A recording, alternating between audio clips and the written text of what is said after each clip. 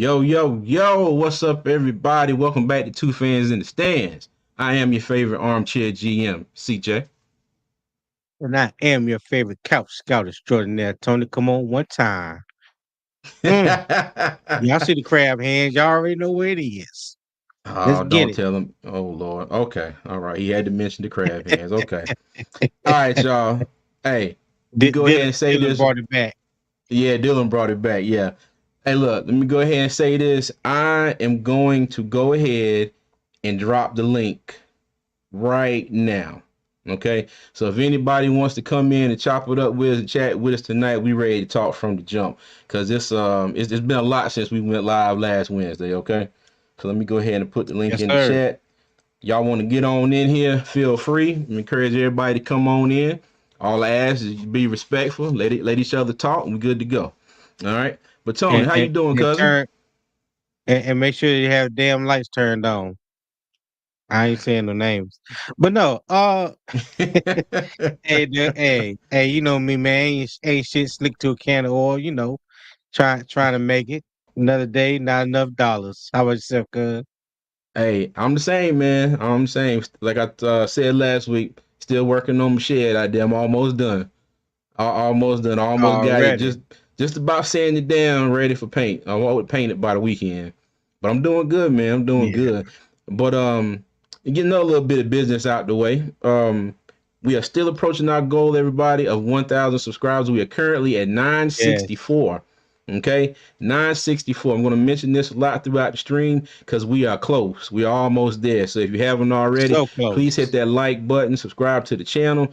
You can follow us on all social media at Two Fans in the Stands, and as we like to call it on Twix, you can follow us at Two Fans ITS. Okay, There you and for go. those that don't know, Twix. that's our interpretation of X because we still say Twitter and tweets all the time, so we call it Twix. All right, Yeah. but yeah, man, but cuz okay, Was it, it's good. it's Was it's good. it's been a lot, man. It's been a lot. Um, let's go ahead and start it off with what we thought from the combine, okay, and then we'll get into the main topic in a little bit. All right, but let's go Okay. ahead and start off. What did you think about the combine? Who stood out to you? Overall or specific groups? Overall, whatever the spirit leads you to tell us about. Overall, I mean, it was a good combine. It wasn't the best combine to date that I witnessed.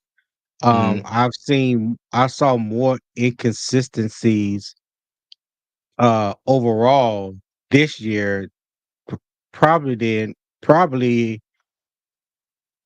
over the past 5 or 10 years. Even what surprised me even more were the quarterbacks. Now I know we didn't have the top three quarterbacks throwing at the combine, didn't participate, didn't do medicals. They did do interviews, but there was Mm-hmm. no throwing or anything like that. Um, Okay. but overall, I wasn't too impressed. That Mm-hmm. there was no one player that I saw that I felt like the Panthers need to make a major reach back into the first round to grab. There was a lot of depth at wide Mm-hmm. receiver. There's a lot of depth at offensive line. That there's lack of depth at linebacker, defensive end, and talking about as far as like first and second round talent. Okay. So overall, but the highlight, of course, was Xavier Worthy running the 4.21, breaking the combine record. That was good to see. But other than that, it was just okay to me. It was just okay. What about you? Well, I kind of feel the same, just a little bit. But there was some fast 40 times. Like you said, Xavier Worthy, he set the record um for the fastest 40 time at the combine. Let's just hope that, that speed and his route running ability match up. Because we've had a few fast players. Because who was it? Kalen Barnes is on that list. I know he was a cornerback, but he came into the league. He was fast, and that was about it. I don't even think he made the roster that year. If I'm not mistaken, he didn't make He it through didn't. training camp. Yeah, He but didn't. yeah, man. Peyton Wilson. Now that's who got me. Now I knew he was a good linebacker. I know he had great instincts. My only knock on him is his injury history, but I didn't know he was 4.3 fast. Did not know it was a 4.3 or 4.4. My bad. 4-4-3. Yeah. 4.43. Okay, my I bad. didn't I didn't know he was that didn't see that fast. coming. Didn't Yeah, see that I coming. didn't I did not see that coming at all. And hey, let me tell you, the big man from Florida State, Fisk. Oh my God. Hey, let me tell you, big boy was moving. He was He moving. was moving, And moving. I'm not gonna lie to you, I've been really busy, for the last like 2, 3 weeks. So I haven't watched much of the combine tape, but I did get to see when he was running some of his drills. And it's not just the 40 time. He was doing them drills His just as get quick. off. Get off, yeah. Man, his So, his his his get off on top of that with his hand placement, his will, his motor, he's gonna be a problem for whoever drafts him. mm-hmm, He's gonna be a problem. He reminds me a lot of Brian Breesy that just came out of Clemson Clemson, that yeah, went to New Orleans. mm-hmm, So you got anytime you can get that disruptor, that disruptor in the middle um of your defense causes yeah, problem because like they say the fastest way to the quarterback is straight up the middle. yeah. All right, Tony, look who we got with us in the building here. What's going on, Tony? How Now you you doing, know sir? now you know he got his light off on On purpose. purpose, yeah, we know. Now I just want to say y'all know this is strictly on purpose, but I'm gonna let him make it. I'm gonna let him make it because we got a lot to get into. I ain't gonna Let me turn my brightness up, man. What's going on? yeah, What's up, Doug? How you doing, man? I ain't with the shits this morning. So what's up, Doug? Nah, you always with him. You always with him. You started already talking about make sure you got your light on. I ain't gonna say no Yeah, names. I said okay. yeah, I said okay. Yo, I said hey, I was gonna turn the lights on, but I'm gonna turn them off. hey, well, Doug, now that you're in here, Yes, sir. okay, give us your thoughts on the combine. Oh, hold on, but before you do that, I would do want to mention one more person, Chop Robinson. Okay, Chop Robinson. He yes, he is hella quick. Okay, and not yes, just his 40 time, but his what was it, the 10-yard split, yeah. Senior split. bruh. Yeah, Let me tell you, yeah. he he He got he serious can get get off the off. ball. Yeah, he can get Yeah, off the ball. So hopefully that'll translate. I wish that Panthers were in a position to pick him, but I doubt he'll be there at 33. But we'll see. yeah. But Doug, let me get the floor. Give you the floor. What do Um, you think about the combine? Who's your winners, losers, or whatever you want to talk about? I kind of did a video on it on Sunday, but I'll talk about one that I think is a real legitimate option, and that'd be Peyton Wilson out of NC State, Mm-hmm. being getting the Okay. fastest 40 out of the linebackers.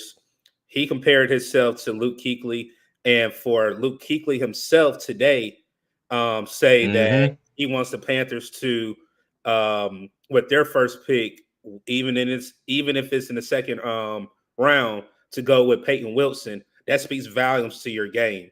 You compare yourself to the player, then the player backs you up and says, he's bigger than me, he was faster than me, and he runs sideline to sideline.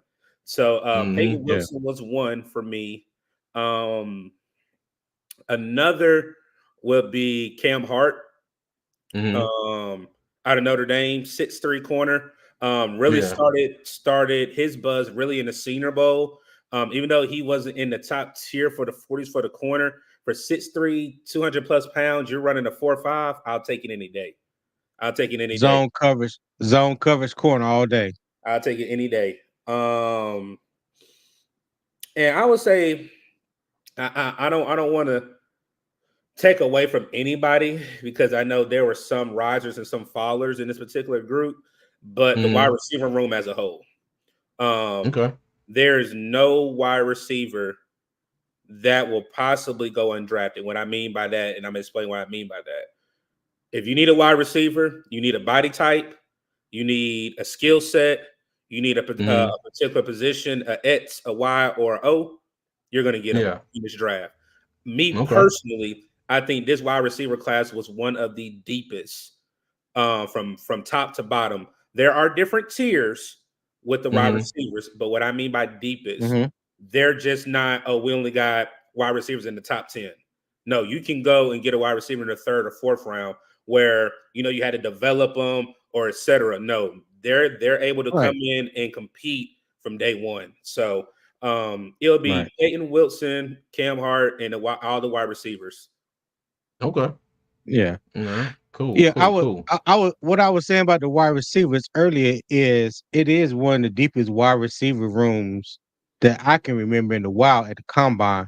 But there was no one in particular that worked out that I felt a need for the Panthers to try to reach back into the first round to grab. Mm-hmm. Because when you're talking about the top receivers in the first round, you're talking about Malik Neighbors. You're talking about Rome Oduze. Who did have he had a pretty okay combine, but you have to go too far to the first round to grab guys like that. I believe there will be plenty enough talent and capable starters that will fall to Carolina at 33, whether it be wide receivers, offensive line, defensive ends, or even one of the linebackers.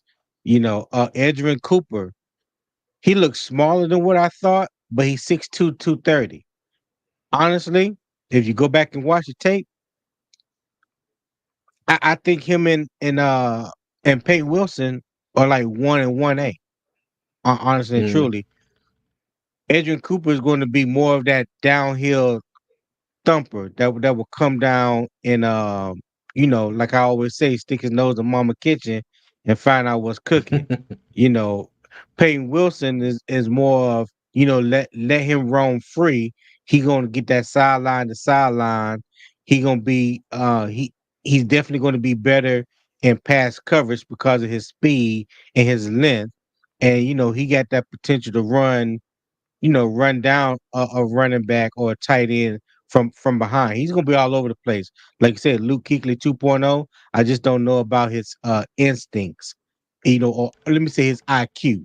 I think Mm-hmm. nobody's going to match Luke Kuechly when it comes to that. But yeah, overall, I just don't feel like there's nobody that Carolina feels like they have to reach and go get. I think there's enough talent to where they could fall to Carolina at 33rd if they stay put at 33. Okay. Right. And I did have one slide that I wanted to bring up that Tony made just to give kind of a perspective about the fastest 40 times in at the combine. Okay. So you had Xavier Worthy who ran a 4.21. John Ross was the fastest with a 4.22. Kalen Barnes, who we drafted a few years ago, cornerback out of Baylor, if I'm not mistaken, 4.23, Yeah. and on down the list. So that is that's a lot of speed right there. So big ups to Xavier Worthy, and I hope it's not some of the same situations been with a few of these people where it's just speed and it doesn't really translate into his game in the NFL. I hope he can bring that speed, and I hope he can translate, go to a team, even if it's us, if we do decide to pick him, or if he falls to us. I hope it all works out for Well, him. the reason why I made that small clip with Adam Mm-hmm. Schefter that posted, because I want people, because I after the combine, every year we always get enamored by the 40 times. Do you know Mm-hmm. who's the fastest and this and that? And I just want people I just want to remind people that just because you're the fastest doesn't mean you're going to be a home run hitter or you're the best wide receiver because someone runs a 4.21 or 4.22 or what have you. You have to Mm-hmm. go back and watch the tape because production matters. And Mm-hmm. like I said to you, CJ, the other day when we was talking on the phone, I was like, how many receivers or running backs you see just run a straight line 40 in the football game? You don't. You know, Yeah. deceleration and acceleration is what's most important. Can you accelerate and decelerate in and out of breaks? Are you a Mm-hmm. natural hands catcher or you a body catcher?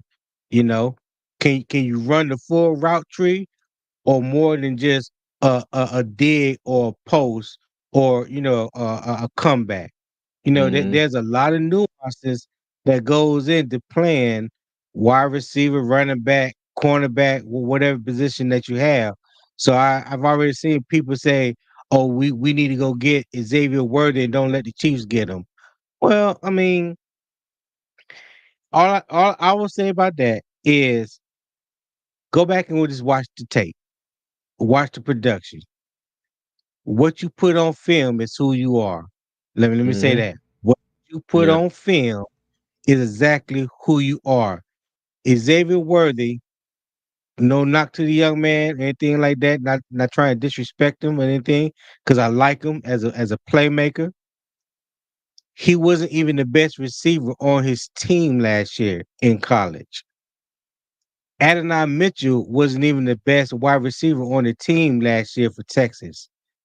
The other fellow, Whittington or Weddington, I can't remember his last name. Mm-hmm. Um, he was probably the best wide receiver that Texas had.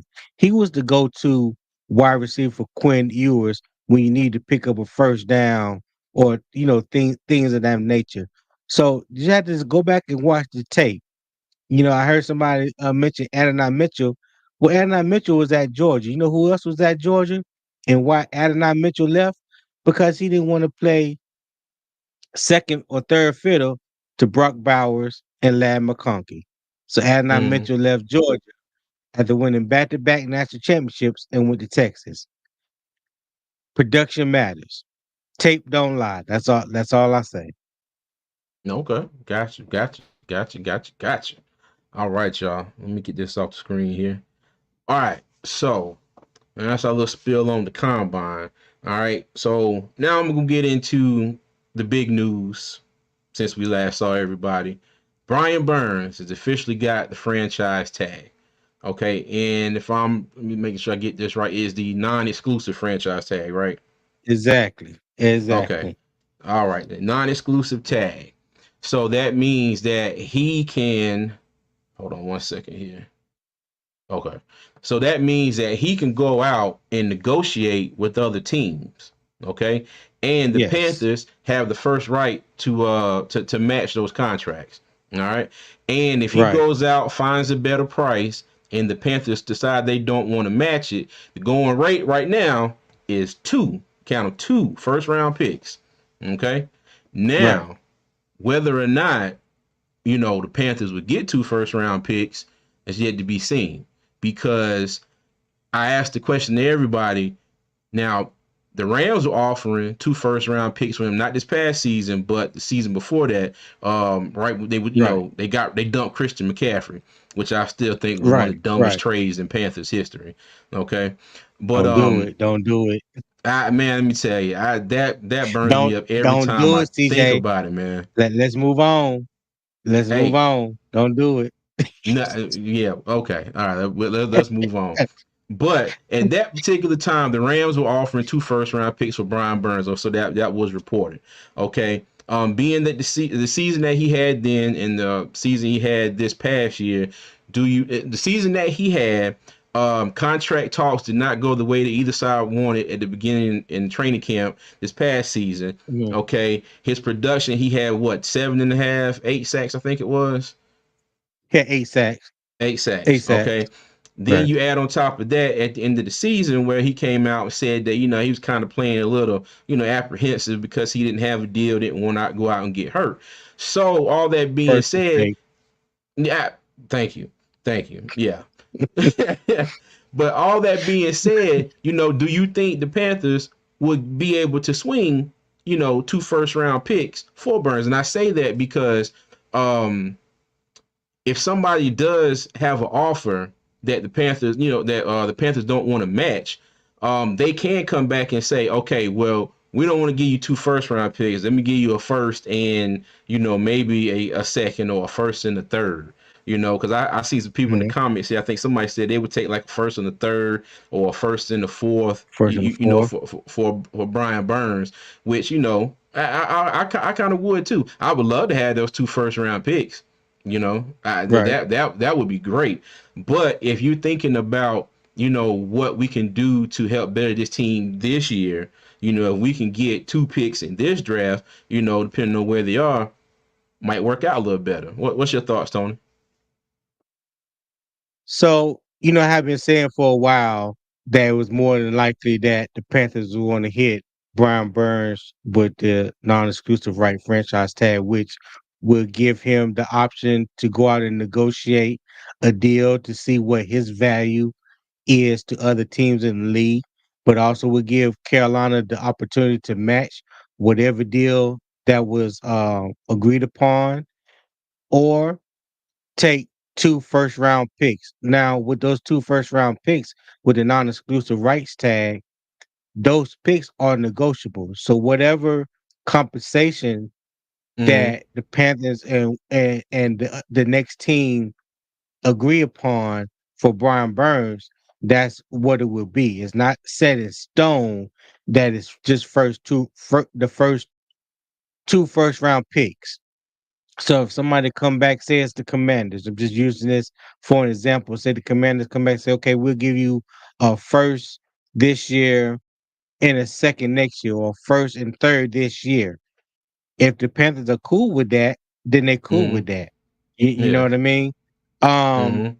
like I told you before, at the end of the year when he made that comment at the end of the season presser, when he stood in the locker room and sit and basically admitted to playing hurt, not playing hurt, but playing scared because he didn't want to risk injury being on his last year of his deal. That was the last thing he wanted to say in public. Absolute last. It's recorded. So not only you got the fans and the media and people seeing it, but you got 31 other teams. Nobody wants to hear a quote unquote franchise player that's looking for top dollar to sit in an interview publicly and say that he played scared. So what you're telling 31 other teams is that you didn't give it your all, despite the contract talks, despite all that was going on. You didn't put football first. That's how they view it. That's how they're going to use it against you when it comes to contract talks. That's probably why, I don't know what the thinking was for Carolina beforehand, but from that point on, all 32 teams, including Carolina, is going to use that as a negotiating tactic against you. You don't ever want to put yourself in a position to where you devalue who you are as a player. It all matters, right? It all matters. Facts. Now, the other side of that is, it was reported that Brian Burns wanted 30, was looking for $30 million a year, close to it, what have you. Carolina was in the 23, 24 range. So, that's quite a few millions apart. Could they meet in the middle, say 26, 27? I would say somewhere between that 24, 26. I just don't think that he's worth 30 million. Now, I say that because your value to your home team can be different than what it is to the other 31 teams. You know what I mean? That's just like going back Facts. when you talking about Cam Newton in his prime. Cam Newton was priceless. You couldn't even put a price tag on what Cam Newton worth and what he meant to the Carolina Panthers. But if he went into free agency, is that value still going to be the same to 31 other teams? You know what I mean? That's the same thing that Brian Mm-hmm. Burns is facing right now.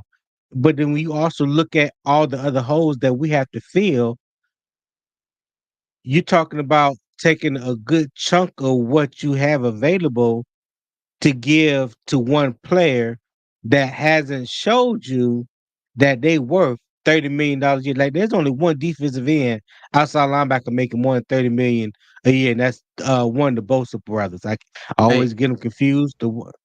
Tony, Yeah. can I interrupt you? Can I interrupt you? My deepest and sincerest apologies, cousin. But you brought up salaries, and I do have something that I want to show everybody about salaries. Okay. Okay. All All right. right. Let me bring this up. So now I snatched this off of spot track. Okay. So these are the highest paid edge rushers in the NFL. All right. So you got Nick Bosa, TJ Watt, Joey Bosa, Miles Garrett, Montrez Sweat, Josh Allen, and Brian Burns. Now, Josh Allen, who plays with the Jaguars, just got the franchise tag, just like Brian Burns did as well. Okay. So now they're both Mm-hmm. up, they're right outside of the bottom, the top, sorry. They're right outside the top five in highest paid edge rushers. Okay. And I brought this up because I wanted to highlight a few things. Um, because Brian Burns, he just played out his 5th year of his contract. Okay. And if I go to the Right. next slide here, here's Brian Burns. All right. Now this is what he's done in his 5 years, and the stat that jumps out to everybody that everybody seems to care about the most is the sacks. So I'll put the sack totals up in the top left corner of the little the pictures I got here. Okay. So in Okay. 5 seasons, he's total 46 sacks. All right. And if you look at the games played, he's played damn near every game of every season. He missed one game this season, one game last season, and one game in 2020. So he's been very Right. consistent, in not being hurt. Or, I think this year, he played through a couple injuries. But he's been very consistent. But this is what we got from him for his 5 years. Now, as you were saying, there's only one edge rusher in the league who makes $30 million, okay, or over $30 million, and that, my Right. friends, is Nick Bosa.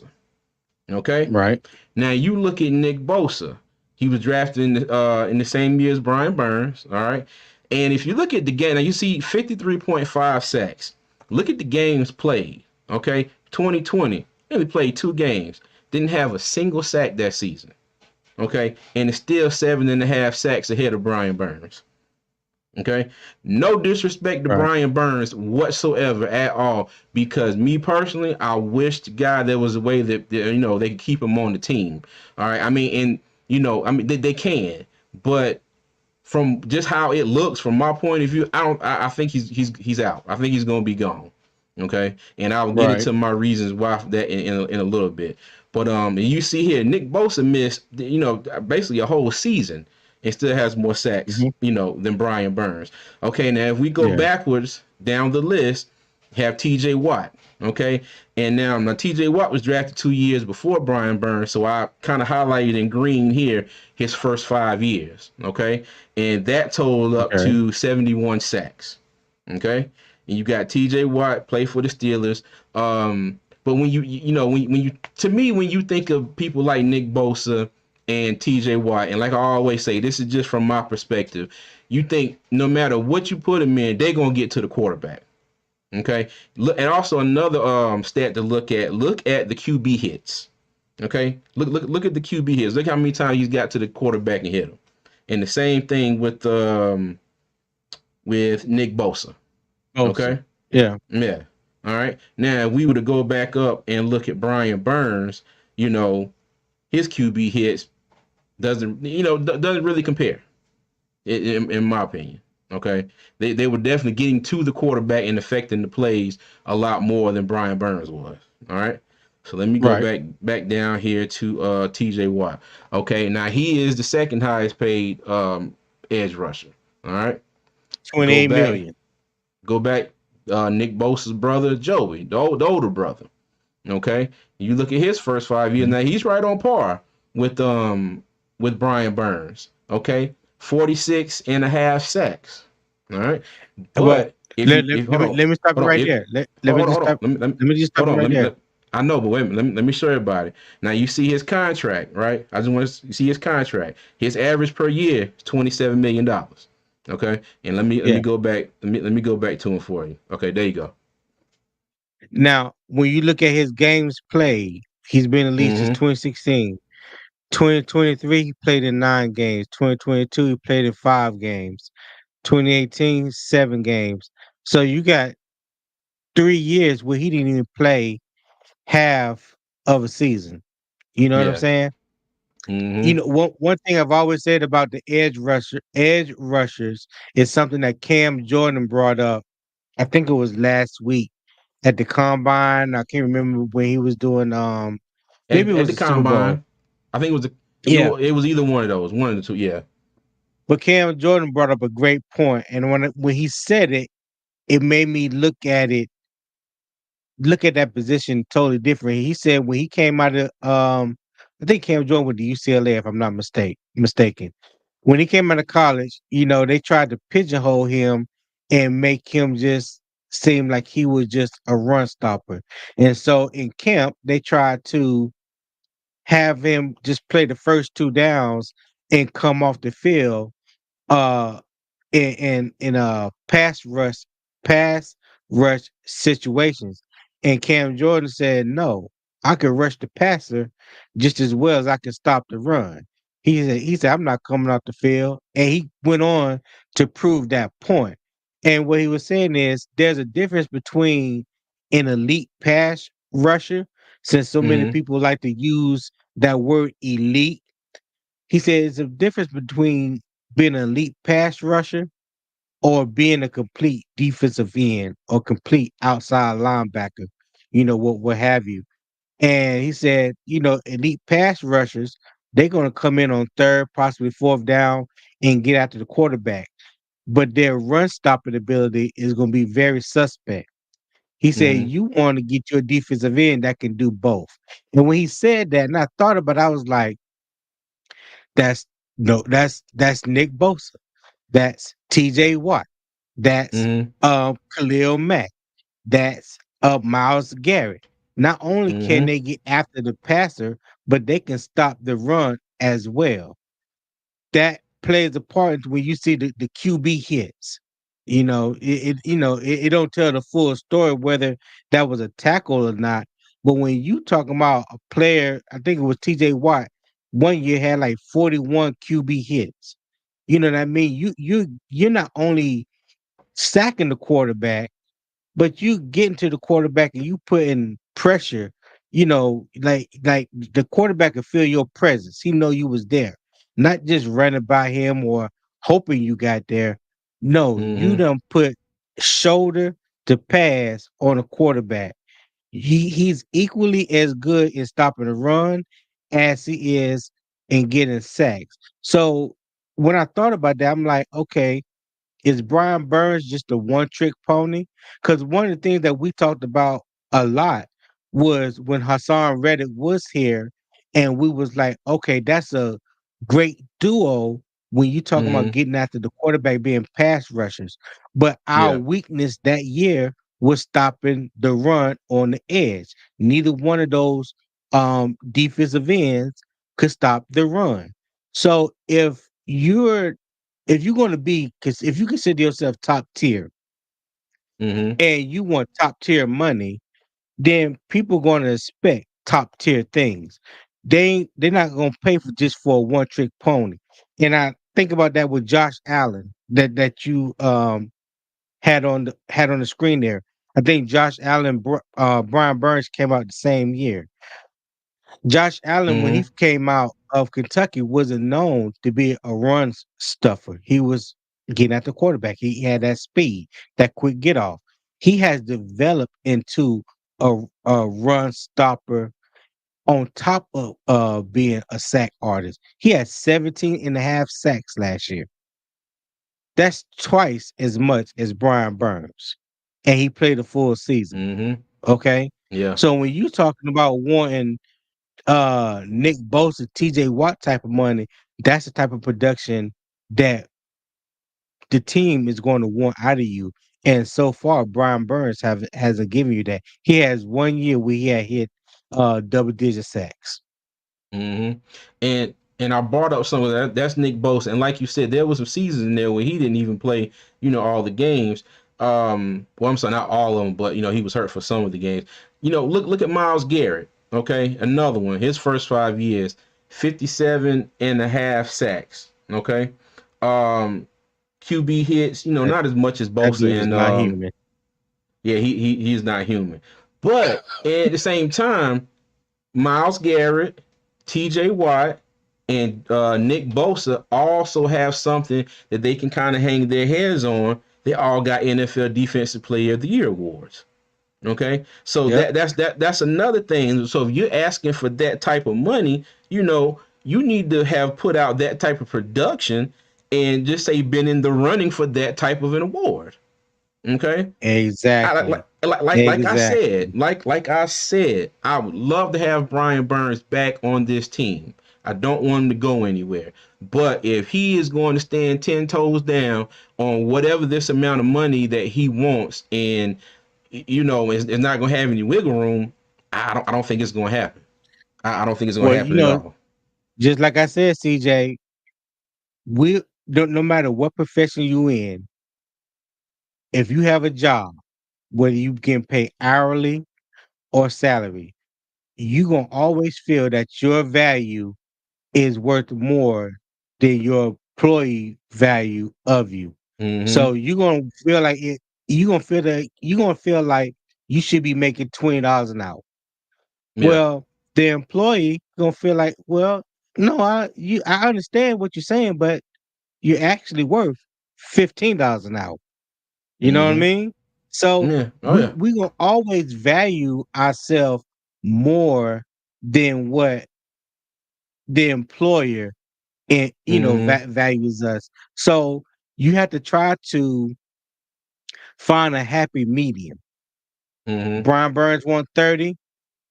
Carolina wants to pay you 24. Is 27 the happy medium? Can can That's me in can the the two middle. sides come together at Mm-hmm. 26, maybe 27 million? If he's steadfast and he 10 toes down on no, I need to be up more closer to 30, then honestly, I think this is the last we have seen of Mm-hmm. Brian Burns. And if you can get a first and a third, hopefully two first round draft picks for him. That would be nice. But if you can get a first and a third, if you can at least get two draft picks Mm-hmm. and one of those draft picks is a first rounder, I say Yeah. you take it. One in my opinion, one of them has to be a first. I'm not taking the deal Yeah, if there's not a first one, at least one first round pick in there. It's got to be a right, first. Hey, but right. Tony, let's welcome Mr. Hunky Dory, man. How you doing, sir? I'm Mr. blessed. I'm Hunky blessed, Dory. And I That's want to say good, hi to man. Paul, Nadir, Al, Chris. I want to say hi to Jeffrey. I appreciate everybody showing up tonight. The house is hot. We got a lot to Yeah, go man. through. Hey, we cooking with grease over here tonight, baby. Hey, That's it. but before we get started, now I don't want. Maybe I didn't speak clearly. I said at the beginning of the show, please make sure you have your lights turned on. Oh Mr. Hunky God, Dory leave him alone. he got the damn disco lights flashing in the background. I don't know Actually, I don't what know it what's is, going on. actually, I'm on my work tablet and I have it shut down and I have it connected to a larger screen with a separate Yeah. keyboard. So I work with three screens whenever I do billing and everything else for the company I work with. And at nighttime, I do billing whenever all the stuff during the day is done. Everybody sees me Billing Yeah. age in the up Don't dark. when I send out the bill. don't So, Okay. don't pay and Tony I no don't want to attention, scare you. man. I don't want to scare you. You know what I mean? I'm so white from the winter time from being inside, man. I ain't got no tan. I look like the whitest Irish person you've seen. Holy Lord, man. Give me some time Oh here my in goodness. Florida. Hey, well, we Oh appreciate you man. joining us, man. Hey, give us your thoughts on Burns. I believe right now, here's the truth. Mm-hmm. We don't have much room because of our cap, how much we got. Even when we franchised them, it left us 11 million, little over $11 million. We haven't allowed them to do their magic reconstructing the contracts and everything. But next year, with the cap increase, we got a lot more money. So if we can get some draft picks this year and next year when the cap increases, it's in our favor. You know what I mean? We need draft picks more than we need Brian Burns right now. Yeah. And Hey, that's the truth. Mr. Hunky Dory, hold on one second. I got to interrupt you. We got to speak on the money here. Will Robinson, he says, "Tip drill, Tip fellas, drill. keep pounding." Hey, we appreciate you, man. $10 super chat as Hey, always. Thank appreciate you, you, chill thank will. you, thank you. We appreciate that. Definitely appreciate you. Go ahead, Mr. Hunky Dory. And as you said, production equals money. The Mm-hmm. production is That's not right. there. Paul is correct that he is not big enough because if you watched last year, he was pushed around. They were showing this earlier on at ESPN that where he was there trying to do pass rush and he was easily blocked away, and even if there was an outside run, he was easily blocked in and the run Mm-hmm. went past him. And the linebackers and corners had to catch up to stop the run. Yeah. Um, so I would say that we go ahead and trade him for a first rounder. And even if we don't get a second or third, we might get it next year in 2025 draft. But we want it this year because there's so many wide receivers and so many positions Mm-hmm. we need. But if we could Yes. get stuff for next year before the fourth round, we are in great shape. We're in great shape Yeah. because the Right. salary cap this year that we have, the money we have left over, we don't have that much wiggle room. And I know everybody's going to be on rookie contracts and so on, but Mm-hmm. if we can just go ahead and trade them and get a decent amount of draft picks, even if it's just one or two for this year, but a couple for next year in the second or third, no more than the fourth. You know what I mean? Mm-hmm. Yeah. I think we'll be in great shape because we got the increase in the salary cap over a couple next years. And 2025 is going to be a lit year for us because it'll open up a lot of money for us. Mm-hmm. It sure That's all I will. I got to think a say. lot of dead. I think a lot of dead money comes off the books this year, if I'm not mistaken. Or did it come off at the end of? Did it come off at the end of this year, or will it come off Yeah. next Cause year? Next I year, think well, there was we a year that were. we had a lot of dead cap money that was It was last year. coming on. It was It was last this year. past Okay. year. We were like over $30 million in dead money, if I'm not mistaken. And I know a lot of that was due to Christian McCaffrey's contract. But I say this, at least with not the Denver Broncos, them cats set a record. They're paying $89.5 million in dead money this coming up season. That is a new Yeah. NFL record. Ooh, I yeah, don't know. That's That's wild. everybody's that that astounded. that that speaks volumes to how organization feel about you as a player. That speaks volumes. That Mm-hmm. there's really nothing else that needs to be said about that situation because the move that they just made says everything that you need to know. Mm-hmm. Yep, pretty much. And I wanted to Like, bring this up too. Okay, so I got let me see, I got Spot Track pulled up here and let me present uh this right here. Okay. Let me see. Everybody see that? Hold on, let me put it up on the screen. Add the stage. Okay, so if you look at Spot Track now, after we franchise tag Brian Burns. That dropped the cap down to now it's got two numbers on here. It's got estimated cap space top 51, $13,097,000. Estimated cap space all $8,800,000. Okay. So we do have a few people on the roster that have, let me see if I can pull this up. If we go to manage roster here, okay. We have a few people who can have their contracts restructured. All right. But the thing is for me and Brian Burns is they're going to have to do something here pretty soon because that $13 million is, not what you want to start free agency off with. Okay. You're not going to be able to go out and sign too many people with $13 million. And I think free agency starts next week. What is it, the yep. 11th or the 13th? Because I I think it's think like it the starts 2 day Wednesday. tampering period. Yeah, it's Monday and Tuesday. Yeah, and then free agency starts. But Hmm. yeah, so I think they tagged him. Okay, non-exclusive tag. He can go out and negotiate with other teams, but they're going to have to do something here pretty quick, or we're going to enter free agency. And if we don't have the cap to to try and attract players to this already unattractive organization, what are we gonna do? Well, that right there, the current cap space available, I'm not Mm-hmm. worried about. I'm pretty Okay. sure by the time free agency comes, that cap number is going to be much higher than what we see. You're going to see some restructuring of contracts. You're going to see some players be released between now and next Tuesday. They're going to Mm-hmm. create that is going to create that space. You're going to also see or hear about, I ain't going to say see, but you're going to hear Mm-hmm. about potential negotiations with free agents Mm-hmm. between the weekend and Tuesday, because when Wednesday come around, that first week, the first 2 or 3 days of free agency will let you know who's really being buyers or sellers.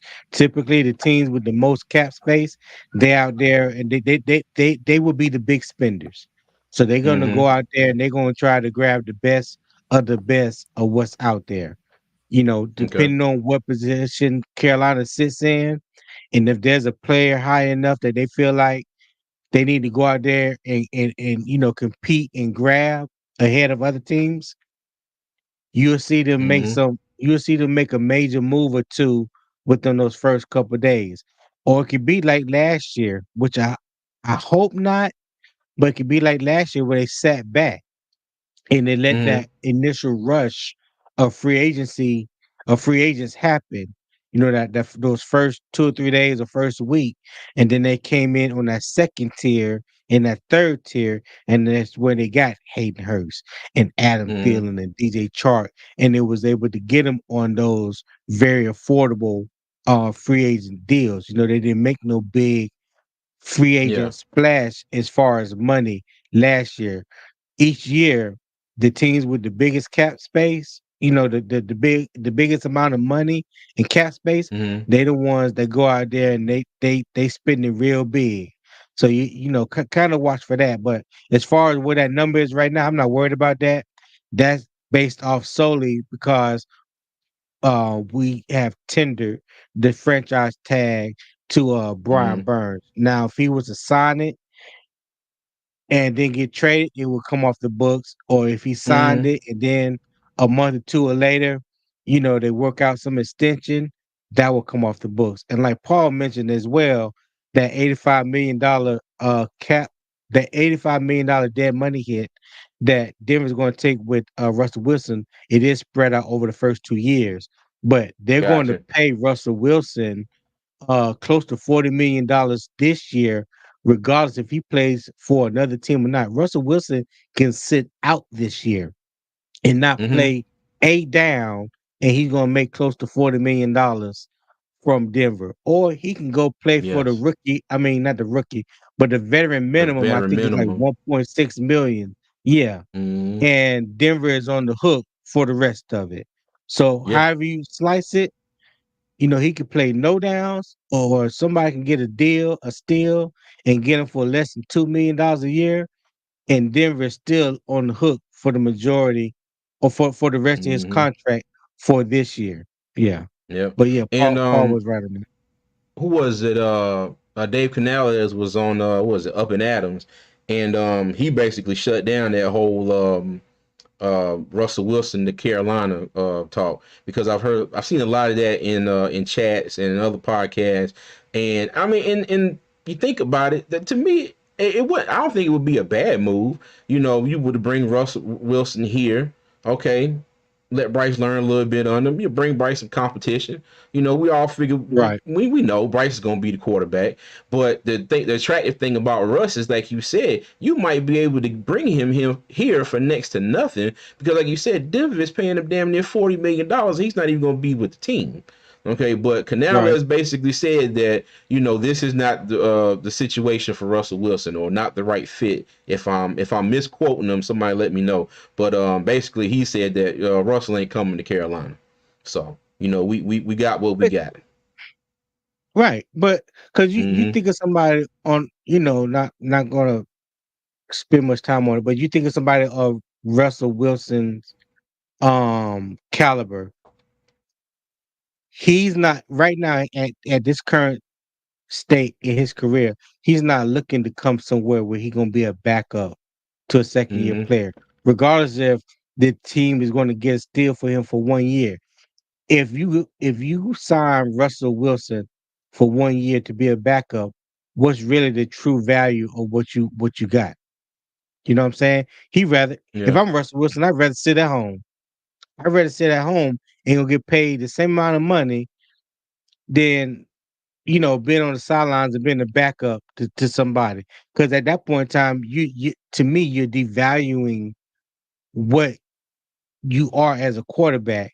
If you will, if you're willing to say or let other teams know that you're willing to be a backup, I think that will be I think that will work against him in the future or however much time he has left in this league because other teams are going to continue to view him as a backup. I think he wants opportunity to start, and I wouldn't if I was him, I wouldn't go for anything less. Yeah. Hey, now Tony, I wanted to kind of go back to something you said a little while ago when you was talking about how the Panthers did last year, where they kind of sat back and waited after those first few days of free agency and kind of fell on the like the I guess like next tier down worth of players when they started getting Woods and all of them. Okay, now I think that we can go ahead and throw the word rebuild out here. I think we're in full rebuild mode now.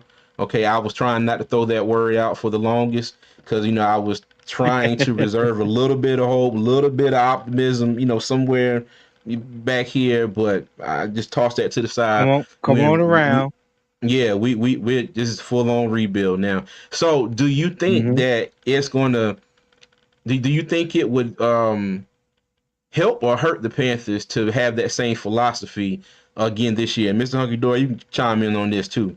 But do you think that because like I was saying, do you think they should get the ball moving, get something done with Brian Burns like now, whatever that's going to be? Sign them, extend them, trade them. Not well, yeah, trade them, or somebody makes an offer, you get compensation for them or whatnot. So that way, when they go into free agency, because we need people. Okay, we need bodies. We need people that can contribute.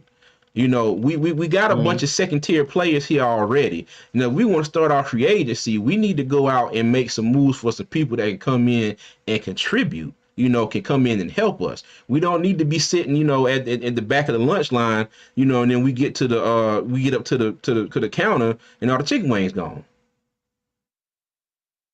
I know that's a terrible analogy, but that's all I can think of at the moment. So forgive me, y'all. Yeah.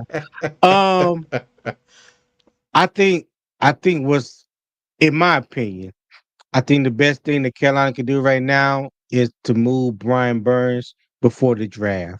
So you can Hmm. get those draft picks and fit that into the equation this year. So you already kind of know what you're going to do.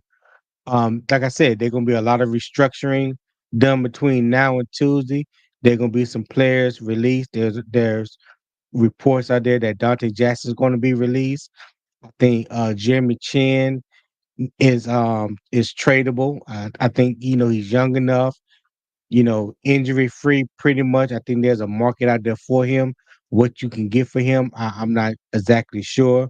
Probably Hmm. fourth, fifth round pick. I know he was a second round pick, but you have to evaluate and they value based on where they at now. And right now, I don't think he's worth a second round pick that we used on him to get him. Hmm. But I Okay. think there is some, you can get some type of draft compensation for him. They're going, like I said, there's going to be probably a lot more restructuring than Hmm. releases, but there are going to be some players that's going to be released and need to be released. You know, we talked about the past year or two that one word that most people didn't want to try to associate with Carolina, but I think and that's rebuild. But I think Hmm. with this regime, with this new head coach and the GM, they're going to start doing something, in my opinion, that Carolina should have done 3 or 4 years ago. Instead of constantly keep putting the band-aid over the wound and it's not Hmm. healing, you know, you may need to go in and have a little minor surgery or something and totally repair, Remove the dead flesh. totally repair, yeah, totally repair Hmm. that ligament because that ligament ain't been healing on its own. You done gave it 2 or 3 years. You know, Yeah. it's time to go inside and repair it. It's gonna take some time for it to heal, but at least you Mm-hmm. know that you did your due diligence to go in and fix the problem. So Yeah. there are players that we have come to know and to love that we probably don't want to see move, but in the grand scheme of things, they're gonna need to be moved in order for us to move forward. I see the Okay. And thing where they go ahead. oh, I'm sorry. I was gonna say hold that thought about the players that you feel are not going to be here because I want to get in that in a minute. But go ahead and finish your thought, and I want to go back to spot track here real quick when you finish. Okay. Okay. Um. Yeah, it's just there's players that we need to move on from. But I was going to say about Bradley Bozeman. You know, Mm-hmm. last year when I did the player profiles, each week I did a player profile talking about starters on the team. And my one knock for Bradley Bozeman was he didn't offer you the scheme versatility as as offensive lineman, and he was stiff in the hips. If you're talking about north south smash mouth running style of offense, Bradley Bozeman fit perfect in that. Perfect in that. But when you're talking Okay. about having the athleticism to pull to the lateral quickness, whether it's left or right, he doesn't have that. He was exposed in that wide zone blocking scheme last year. Now, I went back and I watched a few games of Tampa Bay.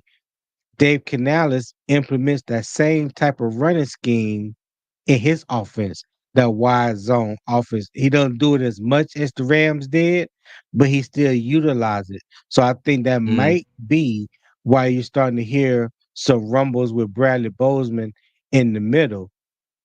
Bradley Bozeman just signed that contract a year or Mm-hmm. two ago with 12 million. Well, he was making 12 million a year, excuse me. When you put what you put on tape last year from the center position, it doesn't bode well because it doesn't equate to you making what you made. You know what I mean? So it may be Mm-hmm. something where they trying the younger, more athletic center in the middle. So, if that's a possibility, I don't know. Maybe he can be restructured. Okay. Okay. But yeah, Paul Mm-hmm. and Thomas should have been gone 2 years ago. Don't get me Yeah. started on that. Yes. I ain't gonna Yes. get I Facts. ain't gonna get started on Fact. that.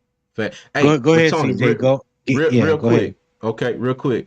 All right, so we got 30 of some of the best people in the world in here with us tonight. Okay, I asked if y'all have not subscribed to the channel, go ahead and hit that subscribe button for us. We are currently about, let me see, we are about 36 people away from our goal of 1,000 subscribers. Okay, we are at 964. Hope I got my math right.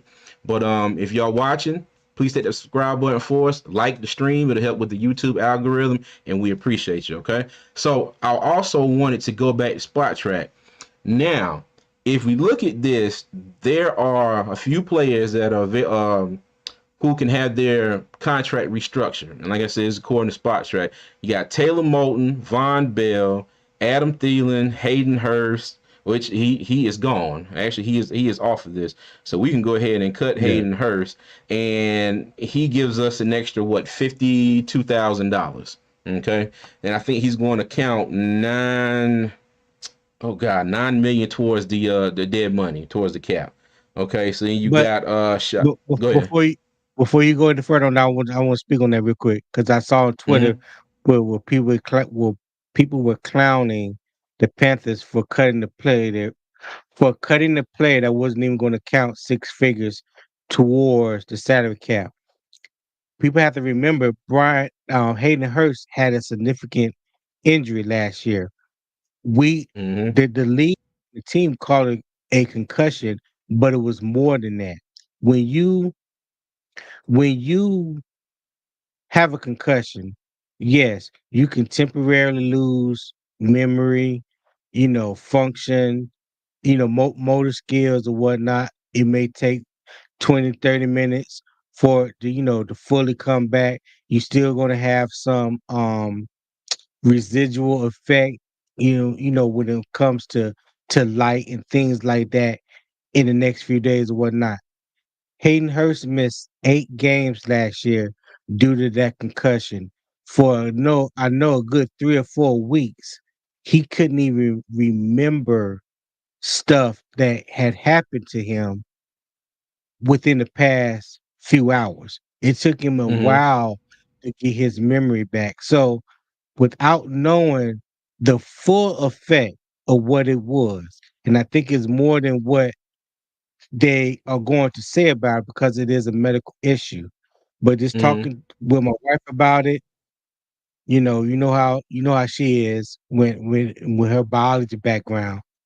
Mm-hmm. There's more to it than what's just been put out there as far as him having a concussion. When you're talking about Yeah. the brain, neurology, and things like that, all that stuff matters. So it was probably in Carolina in best interest just to be done with a player that probably has more medical issues that is known about right now.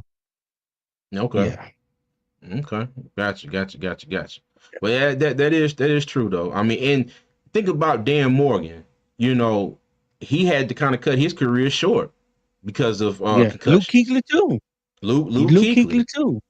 You Yeah. know, and Dan Morgan's a GM, and Luke Kuechly, he's still around the organization. I know they probably still talk. So, they may have sat down and talk about it. Hey, look, we got firsthand experience with this.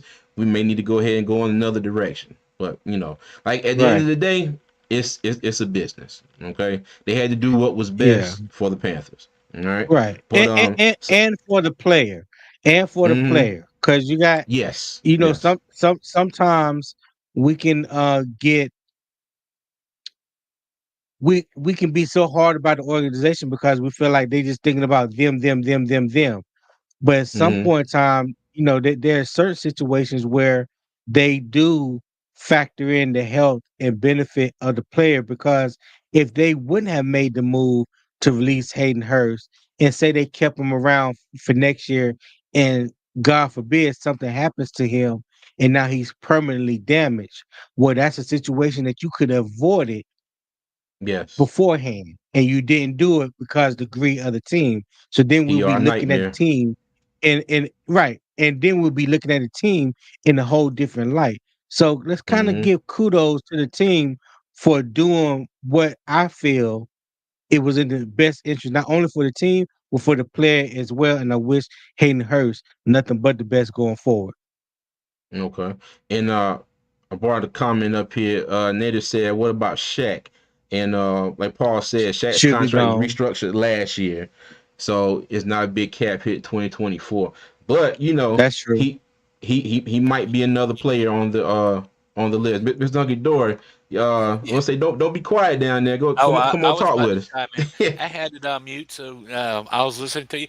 Going back to Hayden Hurst, he had a traumatic brain injury, and the Mm-hmm. thing Mm-hmm. is, it is showed because the way how long it took him to rehab and come back Yes. to that. He has neurological, pardon me, neurological damage. Neurological.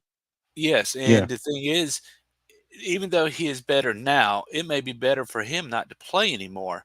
That's why Luke Kuechly got out because he had the same thing over so many types of hits, and you get that traumatic Right. brain damage. You get gray spots within the brain. They may be small or insignificant now, but later on in life, that's where you start developing cognitive problems. You start speech problems. You have difficulty walking. Parkinson's might take on, and you see that in your CTI scans and so on. And we've been seeing that a lot in Mhm. sports now, where they're going back and showing boxers or people in football who get them type of injuries. And you notice in life, suddenly they're talking just like you and me, but later in life they're like, hey, yeah, yeah. They're talking like Ozzy Osbourne.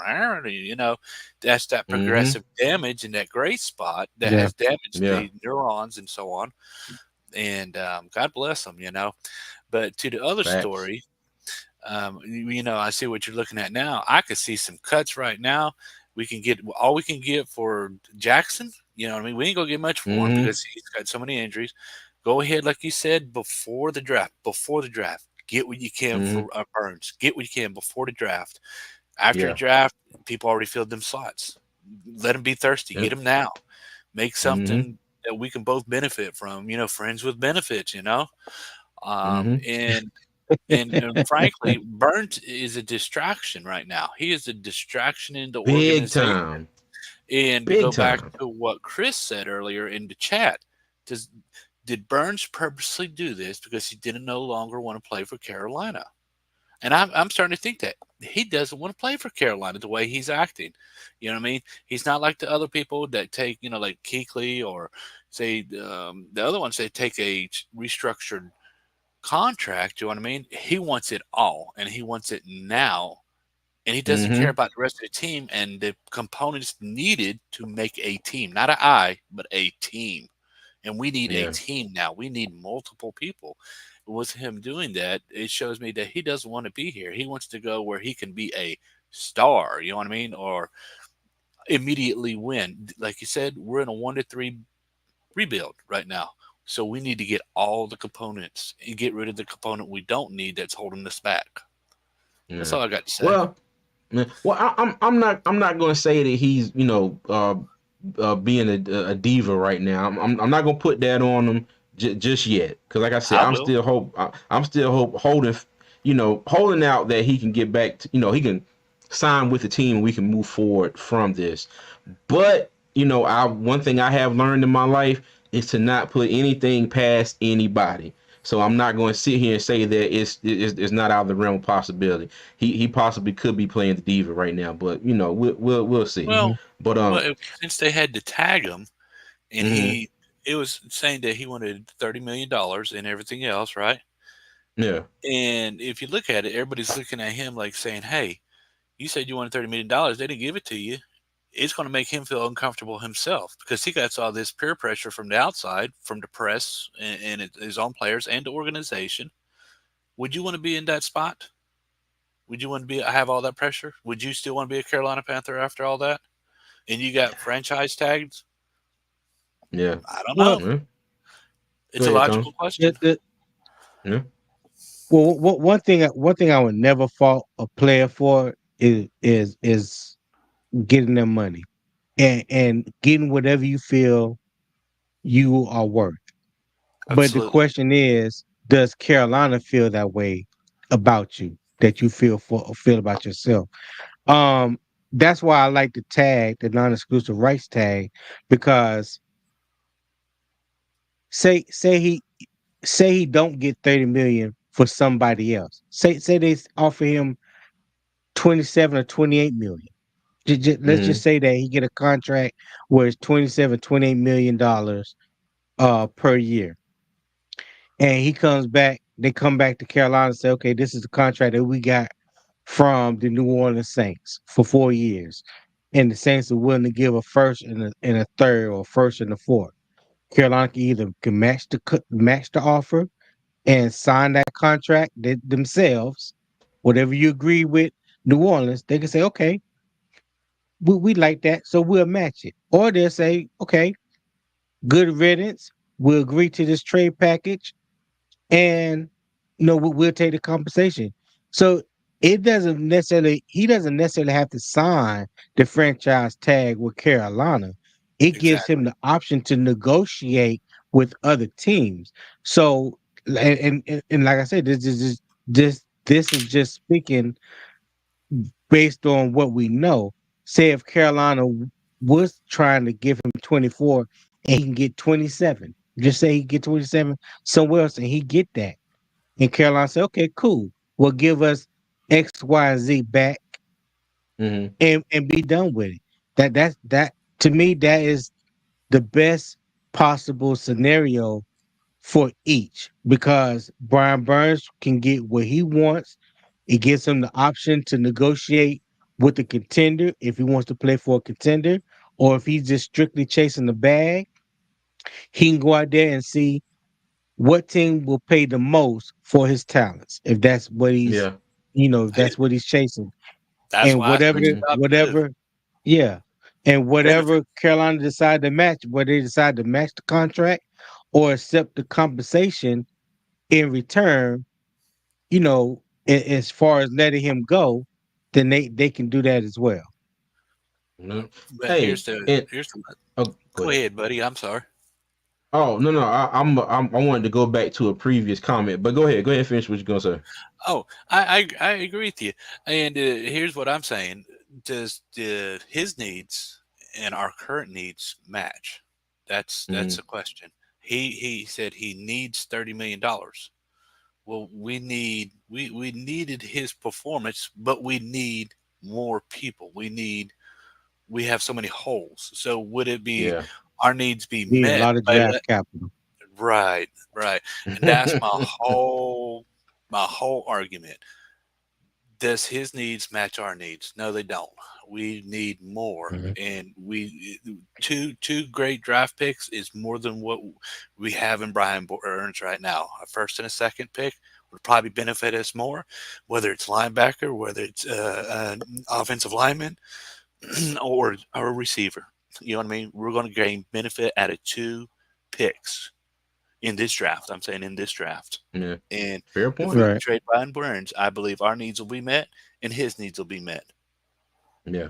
All right. Well, That's I a know fair for point. sure, but between now and the draft, between now and April 27th, there's going to be a lot of moves that's being made. Definitely between now and the beginning of free agency, which is Tuesday or Wednesday, there's gonna be a lot of maneuvering to get where they want to be cap wise, so they have a clearer window of things that needs to be done.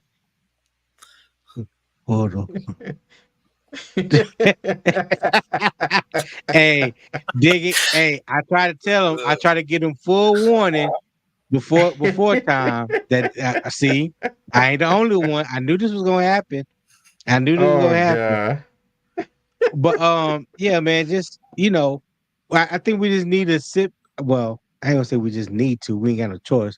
But Yeah. I just know that between now and Tuesday, there are gonna be a lot more things that's going to shake, and as time gets on, with the picture will become clearer and clearer in what direction we're headed, what we can and what we can't do, depending on the cap space that we have available for this year. And I'm of the mindset that you don't have the draft capital to be trading away picks. You need to be trying to get picks. So that's why I Yeah. said there's quite a few players. You might not get what you want, but something is better than nothing. So if you get something for Hmm. Dante Jackson, if you get something for Jeremy Chin, Well, he's an what have unrestricted you? free agent though. Yeah, Jeremy Chin is unrestricted. Yeah, yeah, Yeah. he is unrestricted free Second agent. round pick. So Yeah. yeah, get what you can. Get Yeah. what you can. Hey, but I wanted to go back, and I hope he's still in here. MDJ365, he made a comment a while ago, and I've been scrolling back up to make sure it's still there. But he said, CJ, I appreciate the numbers you brought to the table. Burns would be a better option, or yeah, better on another team, and probably the compensation will help us as well. Probably the best in his opinion. And that is not the comment. Okay, I'm sorry. This is his comment. Okay, he said, how do y'all feel about his impact on do y'all feel his impact on the defense is worth it? If you are ranked 3 with 8.5 sacks, how far do you think the defense ranks drops without him? Curious on y'all opinion. Tony? Uh, well, it's as the team currently sits right now, without knowing what we're going to do in free agency or who we're going to draft or anything like that. As it currently sits right now, yeah, you're going to Mm-hmm. see a little bit of a drop off as far as probably production in sacks. There was no other defensive end or outside linebacker that we had that was productive as far as getting sacks. But that's not the tell all be all to having a great defense. I don't care if you have 10 sacks or 20 sacks, if you can't stop a team from scoring points, or when they get in the red zone and they're hanging six on you instead of three or nothing at all, doesn't matter how many sacks you get from the 20 to Hmm. 20. You know what I mean? You you Yeah. you you can have you can have back to back sacks on first and second down. So now they 3rd and 10 and they complete it and they get a first down. So to me, those 2 sacks didn't mean not a damn thing. You know what I'm Yeah. saying? So Well, I'm not gonna say that one person would drastically affect a defense like that. I don't think he moves the needle like that. and I don't either because I was just looking on my phone. In the 2 wins that we had this season, he had 1 sack in both of those games, and that was against Stroud and the Texans. Okay, so if you take away those 8 sacks, shit, we probably still 2-15. I mean, So, 8 sacks over 17 games, that's a half a hmm, sack. Little less pretty than half a much. sack. Yeah. Yeah. So If we want to be real about it, the thing that kind of saved our defense this year, as far as being ranked so high, and I want everybody to be aware, we were the third or fourth ranked defense in total yards per game. Okay, now mind you, J.C. Horn was out. Dante Jackson, he played okay, but our pass defense was not giving up a whole lot of yards a game. All right. So right, when the right. run defense and the pass defense averaged out, that put up us at, like, I think it was number 4 in total yards per game. So if you want to say, those 8 sacks, mind you, I'm glad to have those 8 sacks. But going back to MDJ 365's question, did it really impact us that much? Probably not. If he would have had So, 3 sacks, we may still have been ranked the number 3 or 4 ranked defense as far as total yards per game. Okay, and I'm again, and let me right. say this too. Okay, no knock on Brian Burns. All right, I still want him to be here. I'm gonna keep saying that. I'm trying to put this out in the world. I'm gonna keep saying I still want him to be a Panther. All right, still want, because let me tell you, the next best thing was, who was it? Gross Matos with, like, what, 3.5, 4 sacks, I believe it was. Yeah, So, we you talking about outside linebackers, edge rushers? mm-hmm, Yeah. I think yeah. Frankie Luvu So, had 5 sacks, but that's from the linebacker, inside linebacker position. mm-hmm, yeah. Yep, yep, yep, yep, yep. Okay. Well, you know what? Let me get back to this right here because I've been trying to do this for a minute. Um, I wanted to get back to this to spot track with restructuring. Okay. And Taylor Moton, Von Bell, Adam Thielen, Shy Tuttle, Miles Sanders, and Bradley Bozeman, according to Spot Track, they're all eligible for a contract restructuring. Okay. Hopefully I said that right. But right now it says we're $8.9 million. So if I was to hit all of these and restructure everybody's contract that's on here, that would bring our cap space up to $26 million. Okay. And I think that'll kind of lead us into next topic we want to talk about. That's not including now Dante Jackson. They say he's going to be either released or traded. So we take him off. That's 32. All right. Um, Bradley Bozeman. Say if I add him back on here. Now, currently it's 32. If I add him back on here and just say that they decide that they're going to part ways with Bradley Bozeman, they'll bump that up to 35. And just like Tony said, Mm, um, we're in the full rebuild, so there are going to be quite a few players that we really like, and we're going to see that name come up on Twitter or X, Twix, like we call it. You're going to see it come up on Bleacher Report, Adam Schefter, whoever reports it first, and they're going to be like, so and so has been released by the Panthers, and we're going to be like, dang, we wasn't really expecting that.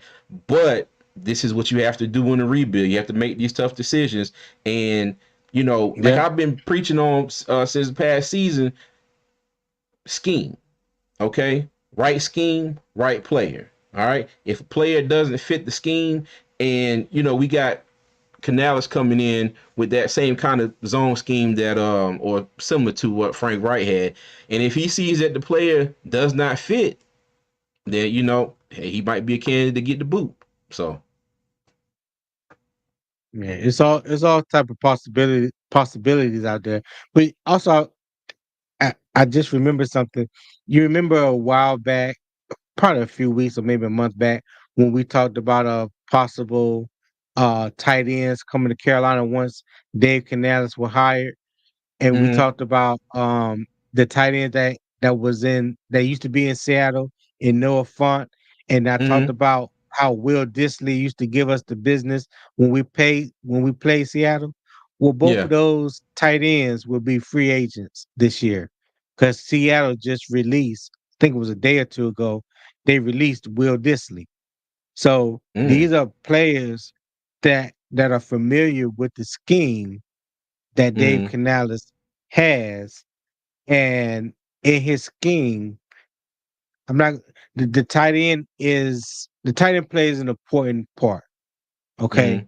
not only blocking but catching, and I can see one of those two guys, Carolina going after in free agency just for the fact that Dave Canales and his staff, which mainly came from Seattle, has familiarity with Noah Font and Will Disley. Okay. I'd love to have a So blocking tight end. be on the lookout for that. Cause I love Yeah. Tommy Tremble as a blocking tight end. I think Tommy Tremble has that dog in him. He's gotten better um in the pass catching department.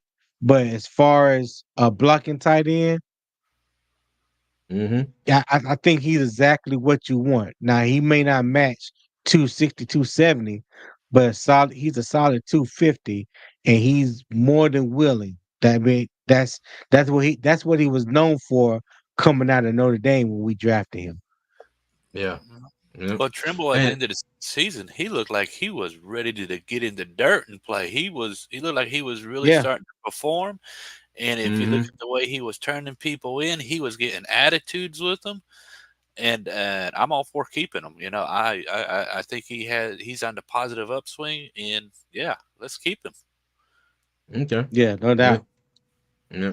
But now what's his name? Ian Thomas. Darn, I forgot about already. But Ian Thomas is probably going to be gone.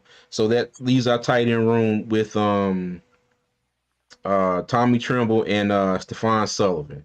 And Giovanni Ricci or Richie, how you gonna say his name? He's still on the roster, but he fullback slash tight end. I don't know if he's still gonna be here or not.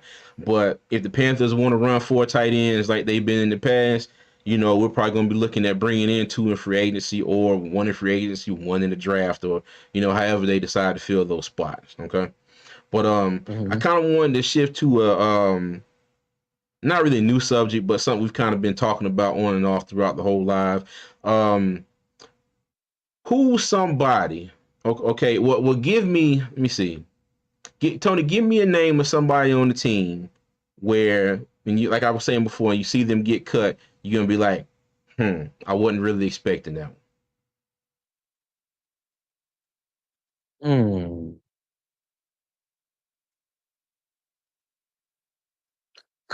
Come back to me as y'all take it. I'm thinking on that one. Okay, Miss Uncle Dory. I really don't know right off the bat. Everybody has potential, and sometimes we don't get to see enough of the people because Mm-hmm. they're on our practice teams, and they're gone because somebody else picks them up. Right off the bat, I don't know. I like the one young guy from the HBC that we had on the offense last year. I thought he had potential. He just really didn't have enough NFL game time. Is it McCall? McCall? I'm not for certain, but On offense? yeah, yeah, or was it? Marquand McCall. He was on Yeah, No, defense. no, no. defense. Was he? No, But I got him in my no, brain for some. he didn't come from he didn't come from HBCU. Oh, I I think he's thought talking he. about on offense. He's talking about Ricky Lee. Ricky Lee. Yeah, Rick Yeah, Lee, from A absolutely, and T. absolutely, Rick Lee, Yeah. that's him. And I thought Yeah, he had potential, but he just needed more NFL game time. But I thought he had potential, and I think he's he's a gone now. project. He's a project. Mm-hmm.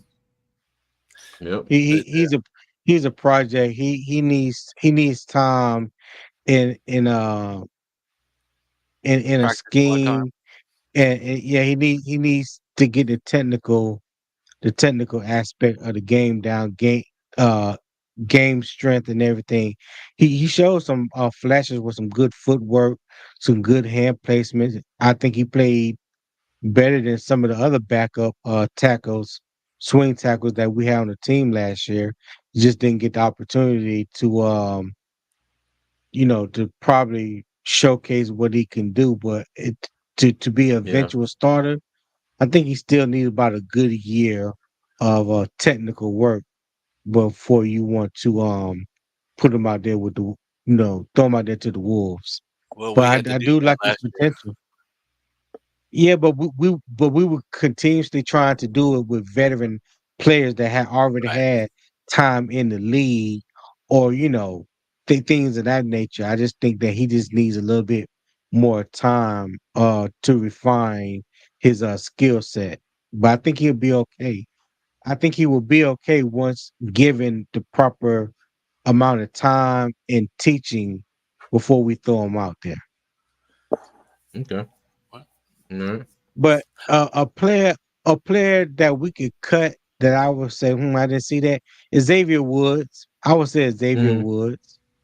Now I okay. don't know if it's a possibility, what have you. I think he played better at safety this year than he did the first couple years because CJ dubbed him cinder block hands because he couldn't catch a damn thing. He dropped about 6 interceptions that His got first year here. hit him. Yeah. They hit him straight in the hands last year. At least five, So not y'all. last At year, year least before five. last. Yeah. Mm-hmm. So I would say that would be a surprise move to me if we would do away with Xavier Woods. Okay. Well, I think I'm gonna go with the obvious one in Bradley Bozeman because, like I said, everybody loves Bradley Bozeman off the field. You know what him and his Yeah. wife do, and I think that would be a move, and everybody be like, like you understand it football wise, but it's just one of those that probably pull at your heartstrings a little bit because he's a good dude. But like I said Yeah, before, yeah, if he he is. doesn't fit the scheme, you know, he's got potential to be on out the door. All right. Yeah. I wanted to get back to another comment here. Let me see. Let me make sure I find the right comment this time. Okay. Native a little while ago he said, "Who is going on the other side of JC?" And that's a good question because Dante Jackson's getting traded or released. I don't see any situation where CJ Henderson will be brought back. And that's just me personally. Okay. I don't see any situation Maybe. where he's be brought back. Yeah, you know what? Maybe. Hey, Maybe. if you I'm do I'm it, go ahead. Go ahead. I'm sorry. Go ahead. no, I was just gonna say no offense, Mr. Henderson, but I hope not. Okay. Yeah. I've seen enough. I've, I hope not.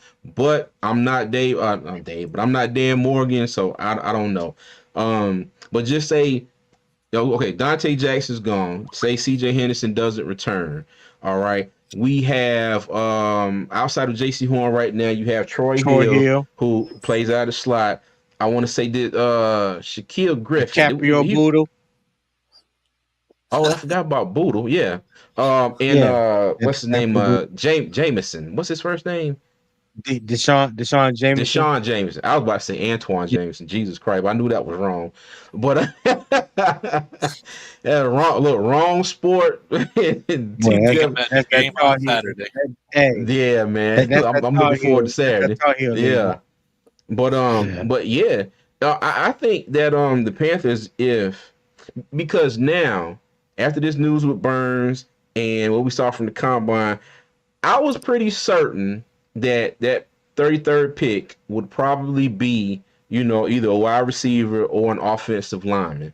But now, you got Dante Jackson who's not coming back. You got JC Horn who, when he's on the field, is a really good cornerback, and you see it because teams go to the other side of the field when he's healthy and when he's playing.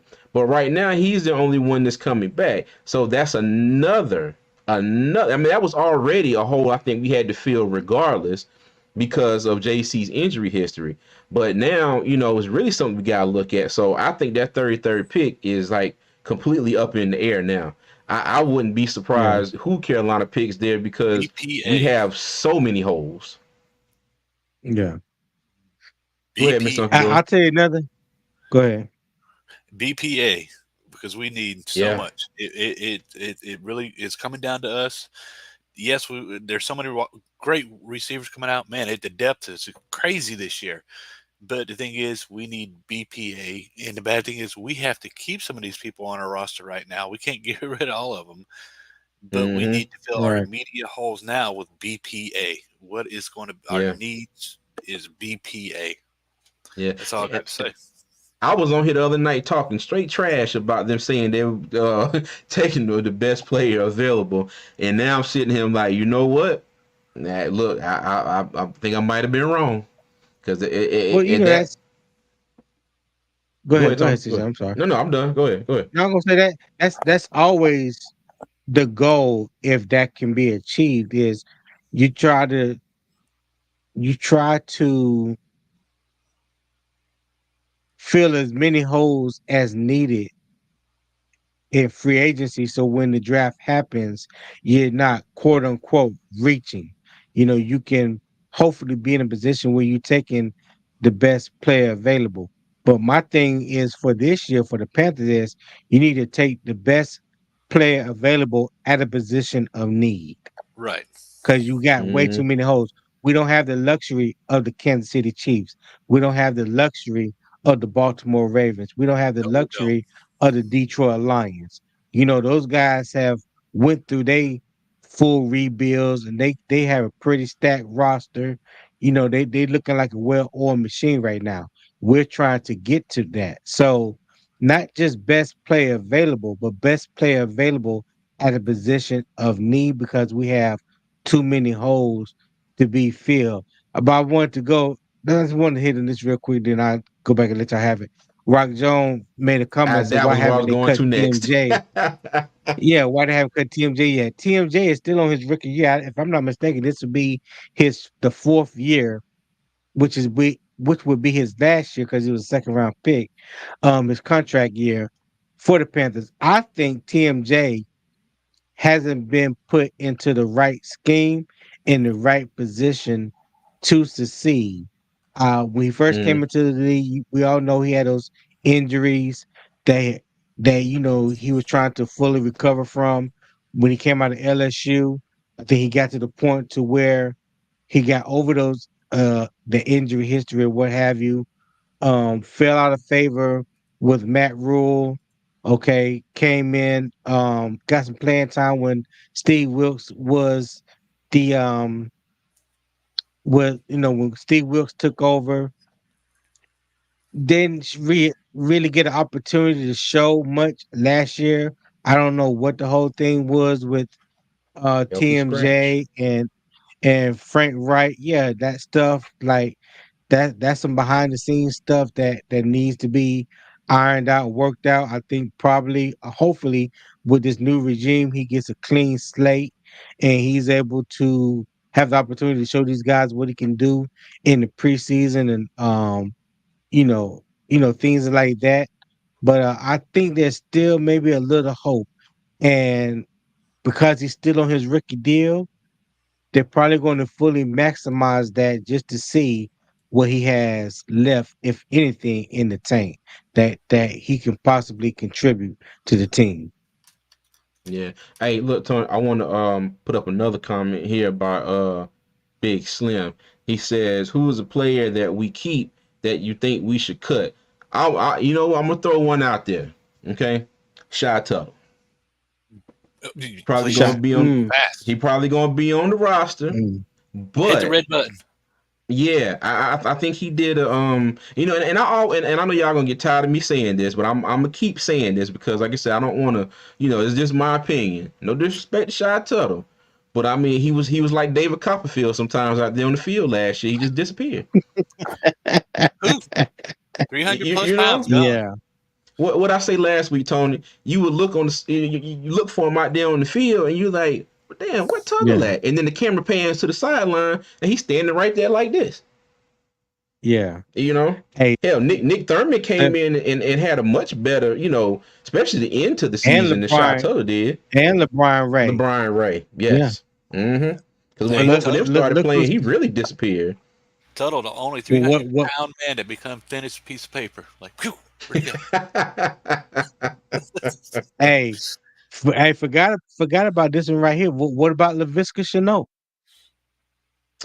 Ooh, damn, you right. I forgot What about him about because he's not a Laviska free agent, Shenault? is he? He's a He's not a joker in the free deck. agent.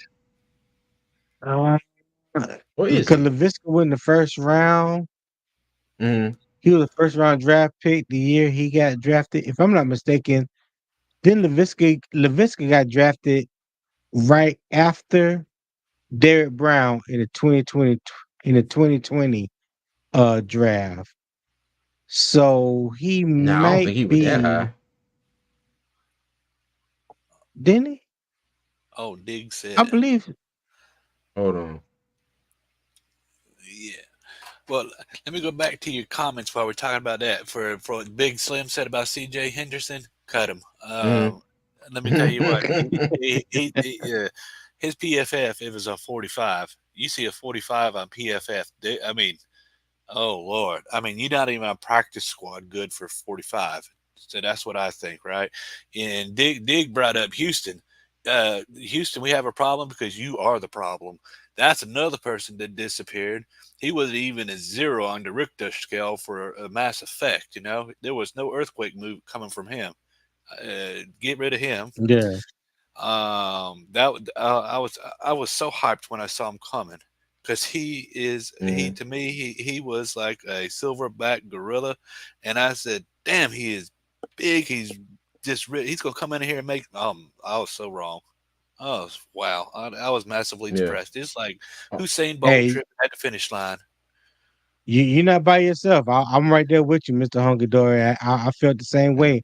I thought it was a good move when it happened. I thought he was going to be able to contribute a little bit. I didn't think he was just going to come in there and just Well, it's like change the Tuttle. defense and anything like that. But I thought the production was going to be there. Based off of what he had did the previous year with just 44% of the snaps. He was still his impact was felt. His last year, I think in Baltimore, I can't remember who he played for. Before he Yeah, it came was to Baltimore. Carolina. It was Baltimore, and he was Yeah, awesome. He was very. He is what made that defense. Well, him and the other talent. Let me put the other talent worked well together. They created right. they created the pressure when they worked together that offenses had a hard time blocking one or the other. You know what I mean? But he came here and he has the talent, and we had other talent with him. He just didn't perform at all. And Tuttle, like he said, I thought at least he'd be able to help with the run or something. He didn't do nothing. It's like he turned sidewards or something, and you would see that the run play would develop, and you'd see him go toward it, but it's like he just missed people. His arm length wasn't out there. That aggression pushing to close the hole, so the runner could get through wasn't there, Mhm. and it was very very underwhelming. And it's sad that we got quality players and they come here and they go from hero to zero. The cape fell off when they got here. And they're like, oh, I got my retirement pay now. I'm going to take it easy. And they really took it easy. Holy smokes, did they take it easy.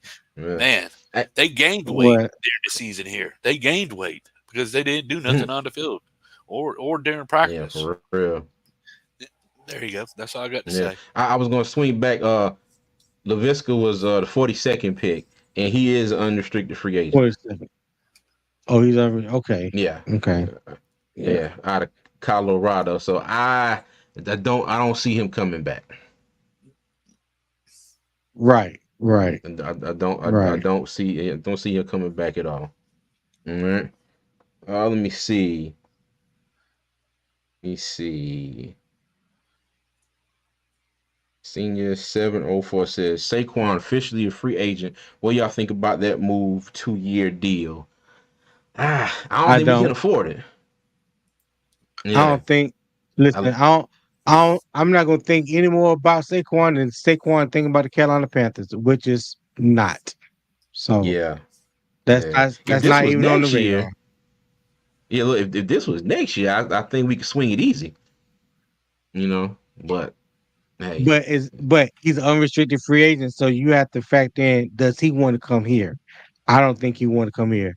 You talking about a New Jersey boy that's used to, I ain't gonna say used to playing for a winning organization, but Saquon, his caliber, his type of caliber of the type of player that he is, he wants to be in a winning organization. And right now, we don't offer that to him. okay, Too small of a yeah, market for him. yeah.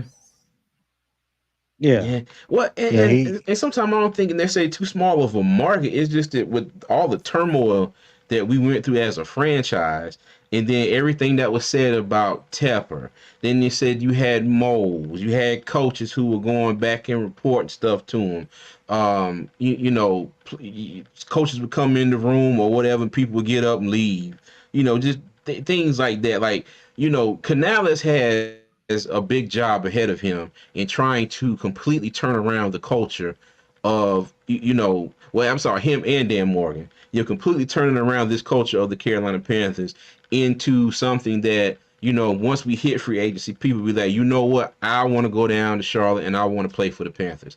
Because right now, it seems like we only going to attract people who are just like Tony said. They after the bag, they after the money. In hmm which, hell, we ain't got but a yeah, lot of that right now either. So yeah, ETP Senior said I thought we released Houston, which we did. He did. He's not on the roster. yeah, See, we he's didn't even counting for know he was dead there on money the for this roster. upcoming year. Yeah, Yeah. yep. So now But here's a question I'm going to pose to you guys. Mm-hmm. Now, knowing that we have to keep players, which players are we going to keep right now so we can fill our immediate need holes? And this is for everybody in the comment section too. Right now, when you look at it, who do we need to keep? Because we're better to have them right now and wait till later to replace them, or they're good enough to fit right now. We know we have a lot of holes to fill, but which holes should Mm-hmm. the players should we keep immediately right now until we can, you know, that we need to keep? I think Lulu. I think people are going to be surprised at how many offensive linemen that we currently have on the roster right now that we're going to keep Yeah, rather than cut. For the time being. For the time being, I'm not going to say Mm-hmm. that it's going to look the same come OTAs or training camp, anything like that. But I think right now, as far as the needs that need to be made along the offensive line, when you're talking about trying to free up cap space or acquire draft picks, I don't think you're going to see a whole lot of movement on the offensive line. I tend to agree. And that's the most honest answer is that we have to keep Okay. players that may not be upper echelon, but we're better to have them. You know what I mean? Because they'll keep this boat floating along enough, keep the boat floating. You know what I mean? Even though we got holes, they're gonna keep us Mm-hmm. floating until we can replace them. So we have to keep enough to keep the boat afloat, right? And people are gonna be surprised, Hey, like you hey, said, hold, who hold we're on, gonna Miss Hunky keep. Dory. Hold on. I got to interrupt you here. Hey, Big Slim. So what you trying to say is Club Onyx ain't enough, man. I Club was trying Onyx not to ain't enough, laugh. dog. Hey, as much as they be I was hyping trying that my place best up on not to Power laugh. 98, man, Oh my they got god. some new guy who does like all the commercials, and he gets on there and screams and hollers all day Oh, long. But yeah, oh god, we're gonna turn into oh my Atlanta after a while god. if you I do was that. trying. I got a question. How'd you know what club it was, I'm man? sorry. How'd you know the name of the Get him, How club? you hunky think? dog. Get Hey, look, man, I've been to Yeah, Charlotte how quite a you few times. I think? don't know the name of that club. Yeah, yeah. I like Club Everybody Mike's ain't probably going for the the biggest wings. one we got in Charlotte. Uh, Everybody ain't going for the wings. that's right. That's right. Shoot. I ain't gonna lie. I Man. ain't I'm going for the sorry. Go wings ahead with your either. thought, Miss Uncle Door. Oh, I am guilty. I am shutting up at that point.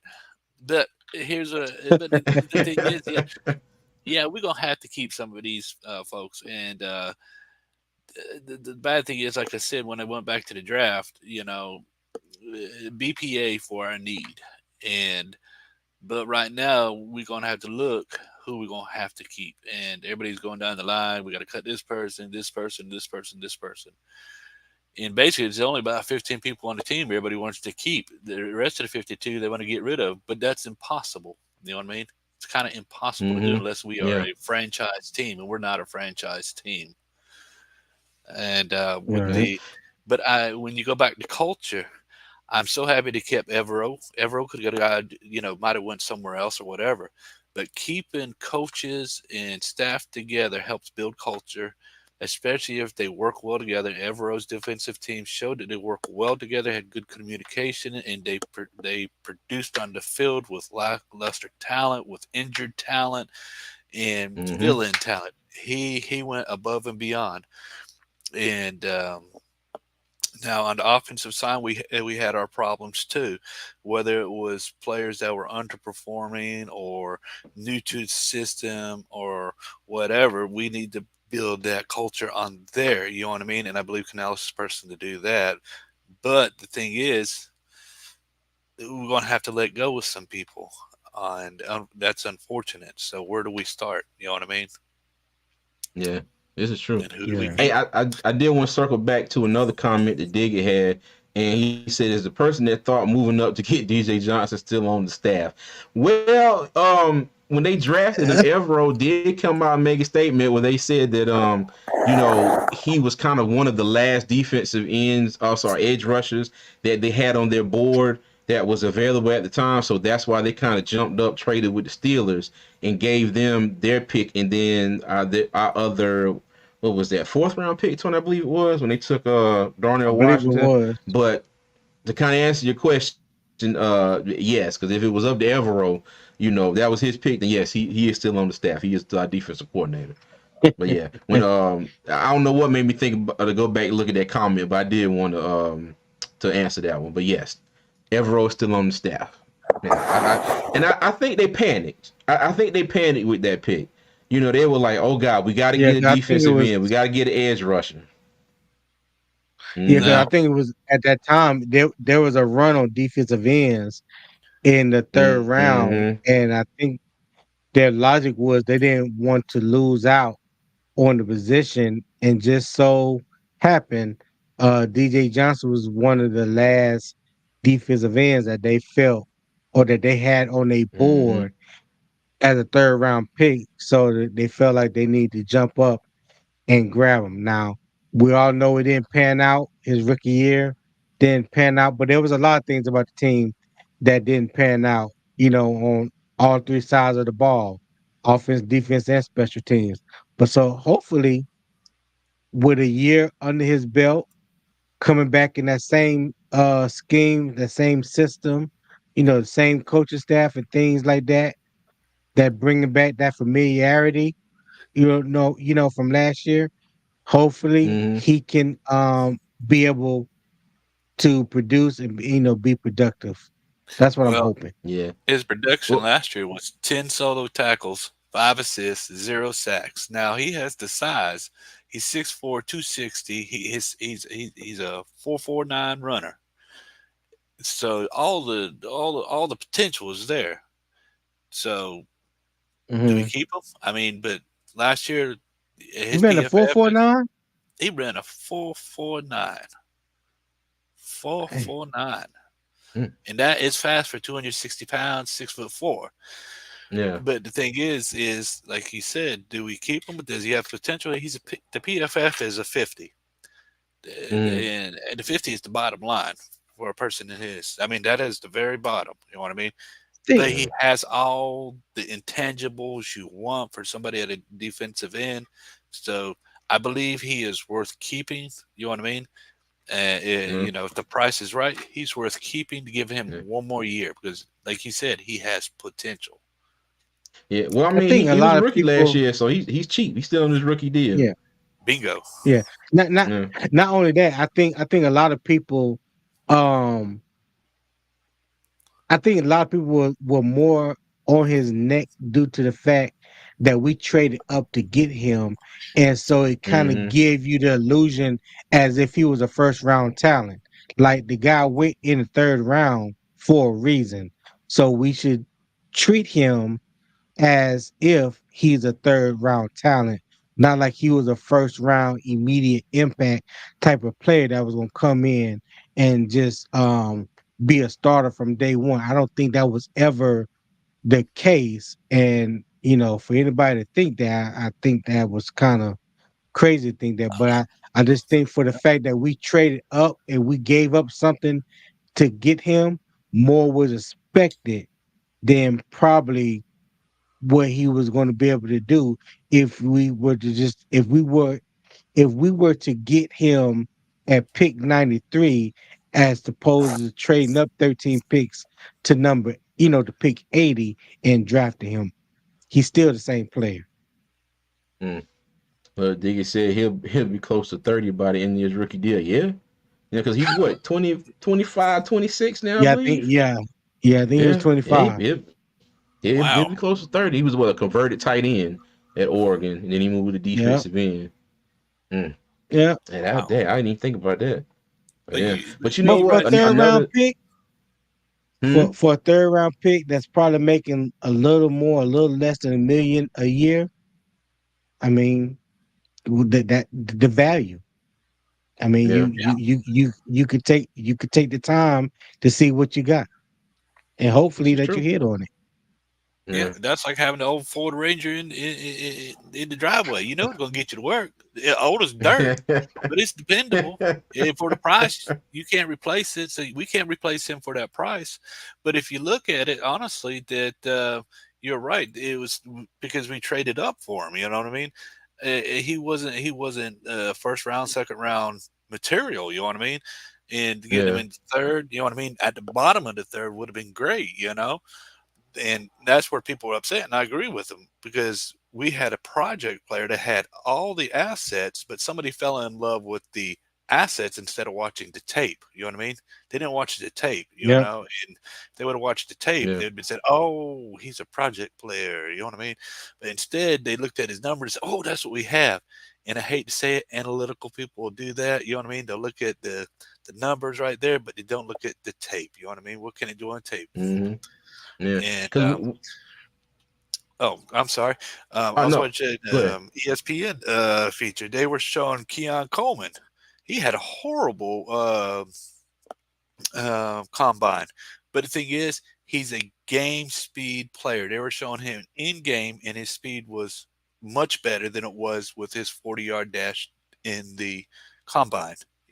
And they were saying he Now, people have game time speed when they see him on tape his and shuttle times and everything else, they could see where he was actually in game and he adjusted faster than what his shuttle and cone times were. And they were saying that's why you have to look at the tape. You know what I mean? And with all these numbers, just like Worley putting up the 4.21, that's great if you can run in a straight line. What if you got the other side and turn? You know what I mean? And the stress Mm-hmm. that somebody puts on their body when they're putting that much exertion, you know what I mean? To get a 4.21, they can't keep that up because it puts too much stress on the body. You know what I mean? Over and over and over repeated. He's not going last year's running straight lines, right? He's going to, he's going to have to twist and turn. You know what I mean? And but like I said, if you watch the tape and compare it to the combine, you're going to see difference in actual game footage in combine times, right? But so it's a measure of the both. If I'm making sense. I I I got got you. I got a little pushback on that. I don't think Keon Coleman had a horrible combine. Now, did he run as fast as some people may have wanted him to at the combine? No. I didn't expect to see a 4.64 40 now. Yeah. But at the same time, like I always say, what you put on tape matters. Production matters. When you go back and look at Right. the production that he had last year at Florida State, and not even at Florida State, when even his last year at Michigan State, when you look at his production, the boy can, hey, he can ball. When they ran the Right. gauntlet drill at the combine, he had the fastest straight line speed in the gauntlet drill. And so what do you take from the gauntlet drill? Well, there's two things I take from the gauntlet drill. One, I want to see when you run it. Prime example, me and CJ did a video last year, couple times on Hayden Hurst running in cuts, in breaking routes or dig, whatever you want to call it. And we talked about, excuse me, we talked about the importance of when you're running that dig, how you need to hug the line and not fade, fade off the line one and way or give the the other. defensive back room to undercut the pass and possibly get an interception. When you look at Keon Coleman, what he did in the gauntlet, one, he hugged that line as straight as anybody that ran it.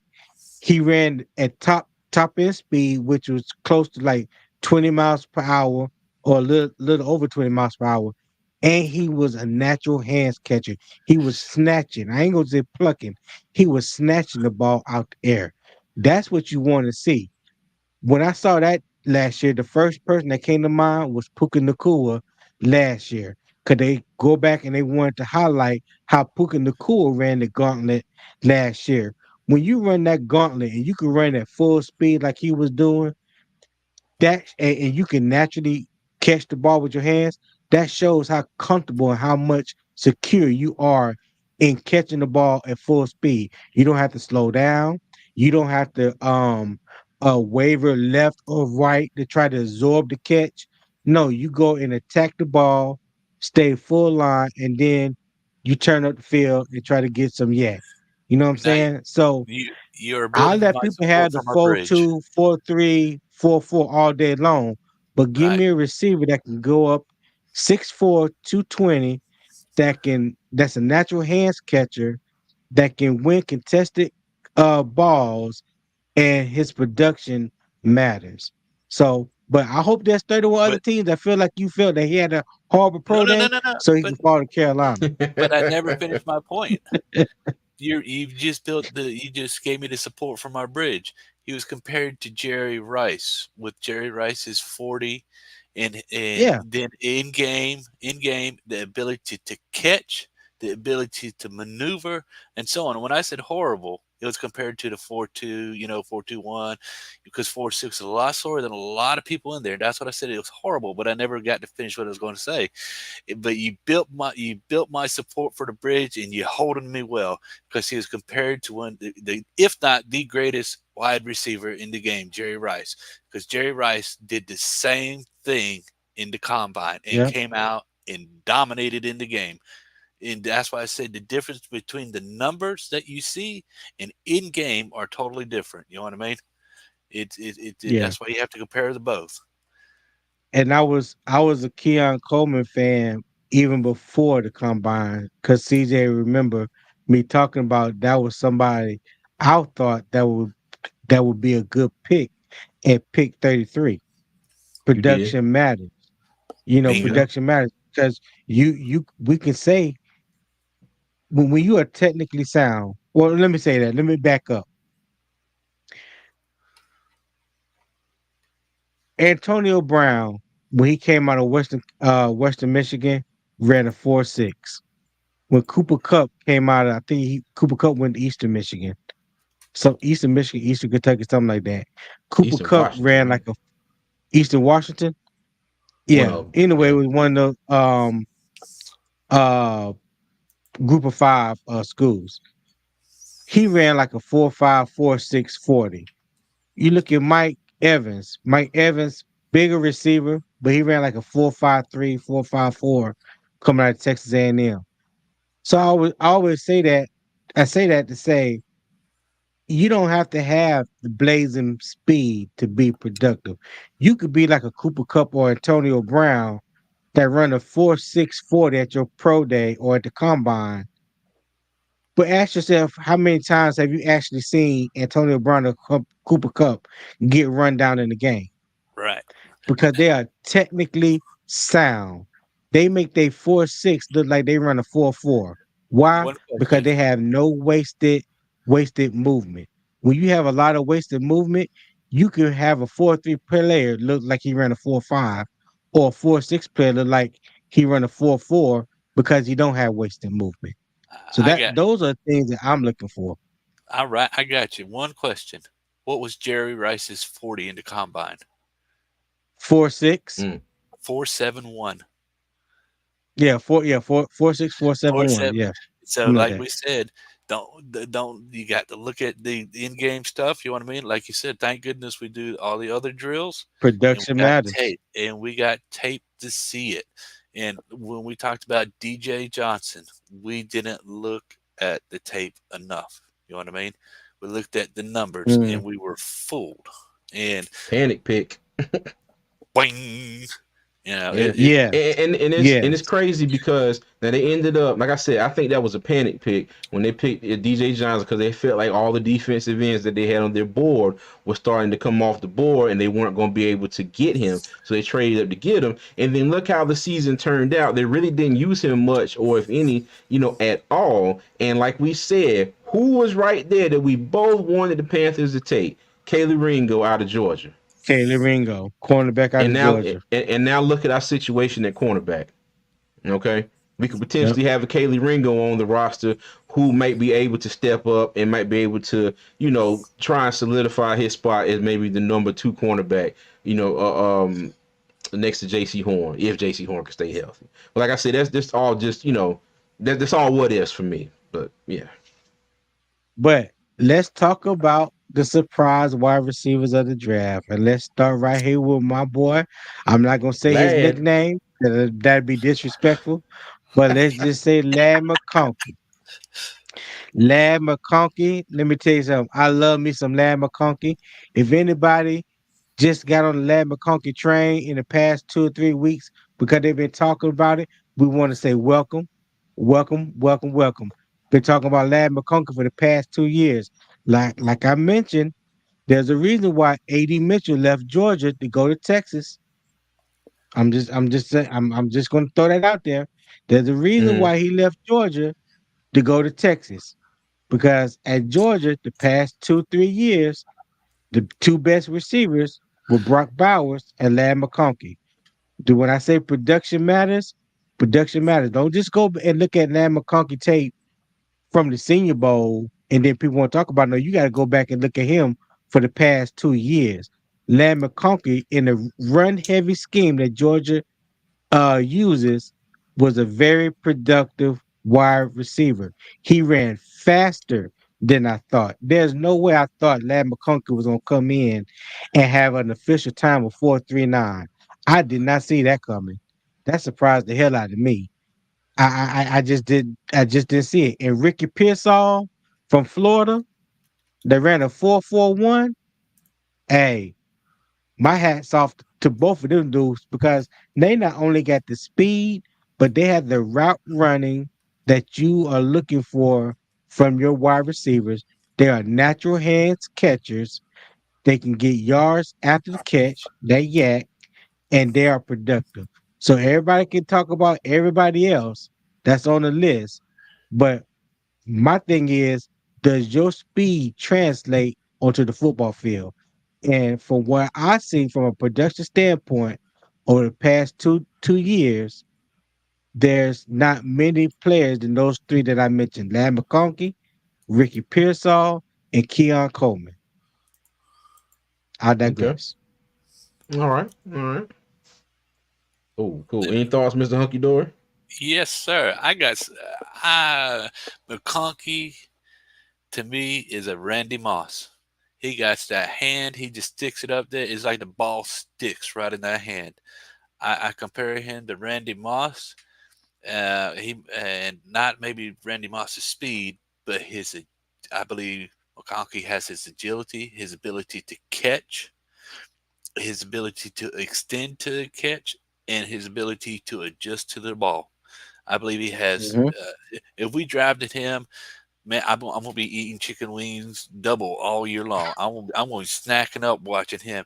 I believe he is a Hey, I'll be starter right right there off with the you. bat. Yeah, yeah, and I'm looking at Dig. I agree with Leggett too. I like Leggett, but I like McConkey. He's number one. Man, let me tell you what, that is drool. That is just like, please, Lord, let something miracle happen and we get him. You know what I mean? And if we got Leggett, Yeah. I'd be just as tickled. But McConkey is, I say, a step better, just a step Yeah. better. Just the way he I, I catches the don't have ball. I don't have anything really bad to say about Xavier Leggett, but just from watching at the combine, he was a little inconsistent to me as far as catching the ball. He's not a natural hands catcher.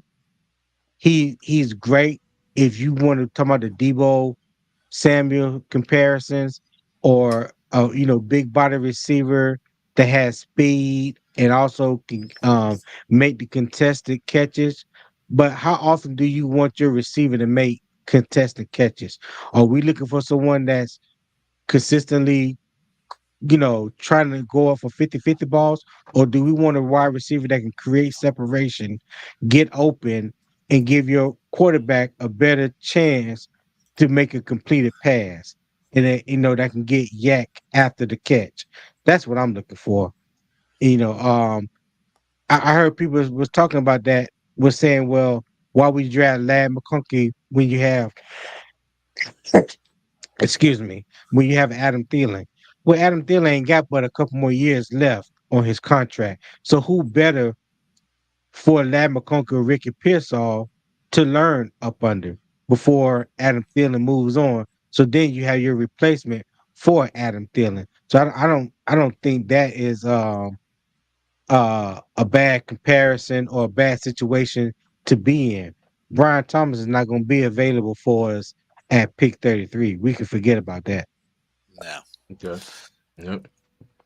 All right. but go back to McConkey. They were showing the way he catches the ball, and even when he was turned, looking back for the ball, right where your fingers meet your palm, the ball was coming in right there, almost every time. Even when he was turned, that means that he was getting the ball to slow down on the palm, the padding palm of your hand, and he grasped it with his fingers, rounded. There you go, beautiful. And now turn your hand inward like a circle. Nah, nah, nah, facing each other. And yeah, and he saw the ball. He saw the ball, and it would just come in that circle, and he would grasp it. And it's the perfect way to catch a pass. If you look at most of your pass receivers that are successful, the way the ball enters into the circle onto the upper pads, and they grasp it, beautiful ball catching skills. Beautiful, not fingertip, not at the bottom. And it allows you to bring the ball into your body. You grasp it and bring it into your body. Yep. Excellent ball Well, catching. I think regardless, even if we just say Carolina does nothing, doesn't get any extra picks, say we don't trade Brian Burns or anything, we stay at 33. Even if say Ladd is gone, a lot of people are saying like, like you said, Tony, get him before Kansas City gets him or something. Even if Ladd is gone, I think we're still going to have a quality receiver there at 33, that the Panthers can pick if they go receiver. So I think I ain't gonna say a win-win, but if they stick to 33 and they pick a receiver, I do think there is quality. There's gonna be a quality receiver there at 33. Yeah, yeah, definitely going to be a quality receiver available Mm-hmm. at 33 that can potentially come in and be a immediate contributor for the team. Yeah. Like I said, don't sleep on Ricky Pearsall neither, out of Florida. Okay. The one comp that I saw that Daniel Jeremiah had for him, and I didn't even think of it, was kind of spot on, was the comparison to Chris Olave. I don't know Mm-hmm. if he is as smooth as Chris Olave. Chris Olave ran like a 4.28 or 4.29, but his game speed matches his 40 time. Okay. That is somebody who game speed matches their funny time. He plays up to that big play capability that he showcased at Ohio State when he ran at the 40 in his first year in New Orleans. But yeah, I tell people don't sleep on Ricky Pearsall as well. Okay. Oh, right. Well, the post combine prospects for the top 10 is they had like Marquise Brown, last year, Calvin Ridley, Mooney, Davis, Beckham, you know what I mean? They were naming them off, right? But for this year, this year, it's Marvin Harrison, Malik Neighbors, Rome Odizine, I can't pronounce his name, Brian Thomas Mm-hmm. Jr. LSU, Troy Ramaduza, Franklin, Troy Franklin, Lad McConkey, horrible. yeah, I'm sorry. Keenan Coleman, Donnie Mitchell, Devontae Walker out of North Carolina, and Jermaine Burton out of Alabama. That's the top 10 after the draft. I mean, after the Mm. combine, I'm sorry. And that's Yeah. what they got. Okay. So Yeah, we like you got said, it's gonna be a few of them there. there's plenty to grab. There's plenty to grab. Okay. Talent loaded draft this year. Get Yeah, some. I agree. I agree. Yeah. I agree. Cool. Yeah. What's the Well, old song y'all. say? The old song says, "Get your back up off the wall." Oh, nobody knows that. Yes, sir. But yeah, that's all I got Look to say at you. tonight.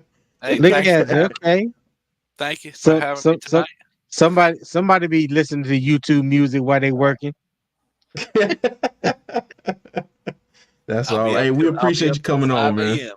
I'll be up till 5 a.m. God bless, guys. Have a great night. Thanks for having me. All God right, bless you everybody too, man. Hey, we Thanks for appreciate you, Miss being Hunky on. Door. We appreciate it. Hey, thank you, sir. Thank you. Thank you. All right.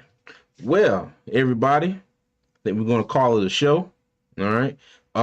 We appreciate everybody who has been in here. Okay. Appreciate everybody who stuck around with us this entire time. And like I said before, we're close to our goal of 1,000 subscribers. If you haven't already, still in the chat, please go ahead and hit that subscribe button. Like us on all social media at Two Fans in the Stands, Two Fans ITS on X, Twitter, Twix as we like to call it. Okay. Tony, you got anything to say before we get out of here? Yes, like CJ has mentioned a couple of times during the live, we are currently at 964. Before we start the live, I don't know, maybe we went up 965 now. So if you haven't, please hit the like button, subscribe so you'll be aware when we drop new content or go live again. Also, if you feel free and feel it in your heart, we appreciate any donations that could be made. Cash App, Two Fans ITS is on the screen. So whether it's $1, $2, it doesn't even matter. Anything will be greatly appreciated. We will continue to go live, to stay consistent with that, and continue to put out good content for you guys. That's all I got, Yep. CJ. All right, y'all. Well, like I do every live now, take y'all out with my three sayings. Okay. Number one, y'all be good. Number two, y'all be safe. And number three, as always, Panther Nation, do me a favor, keep pounding, y'all.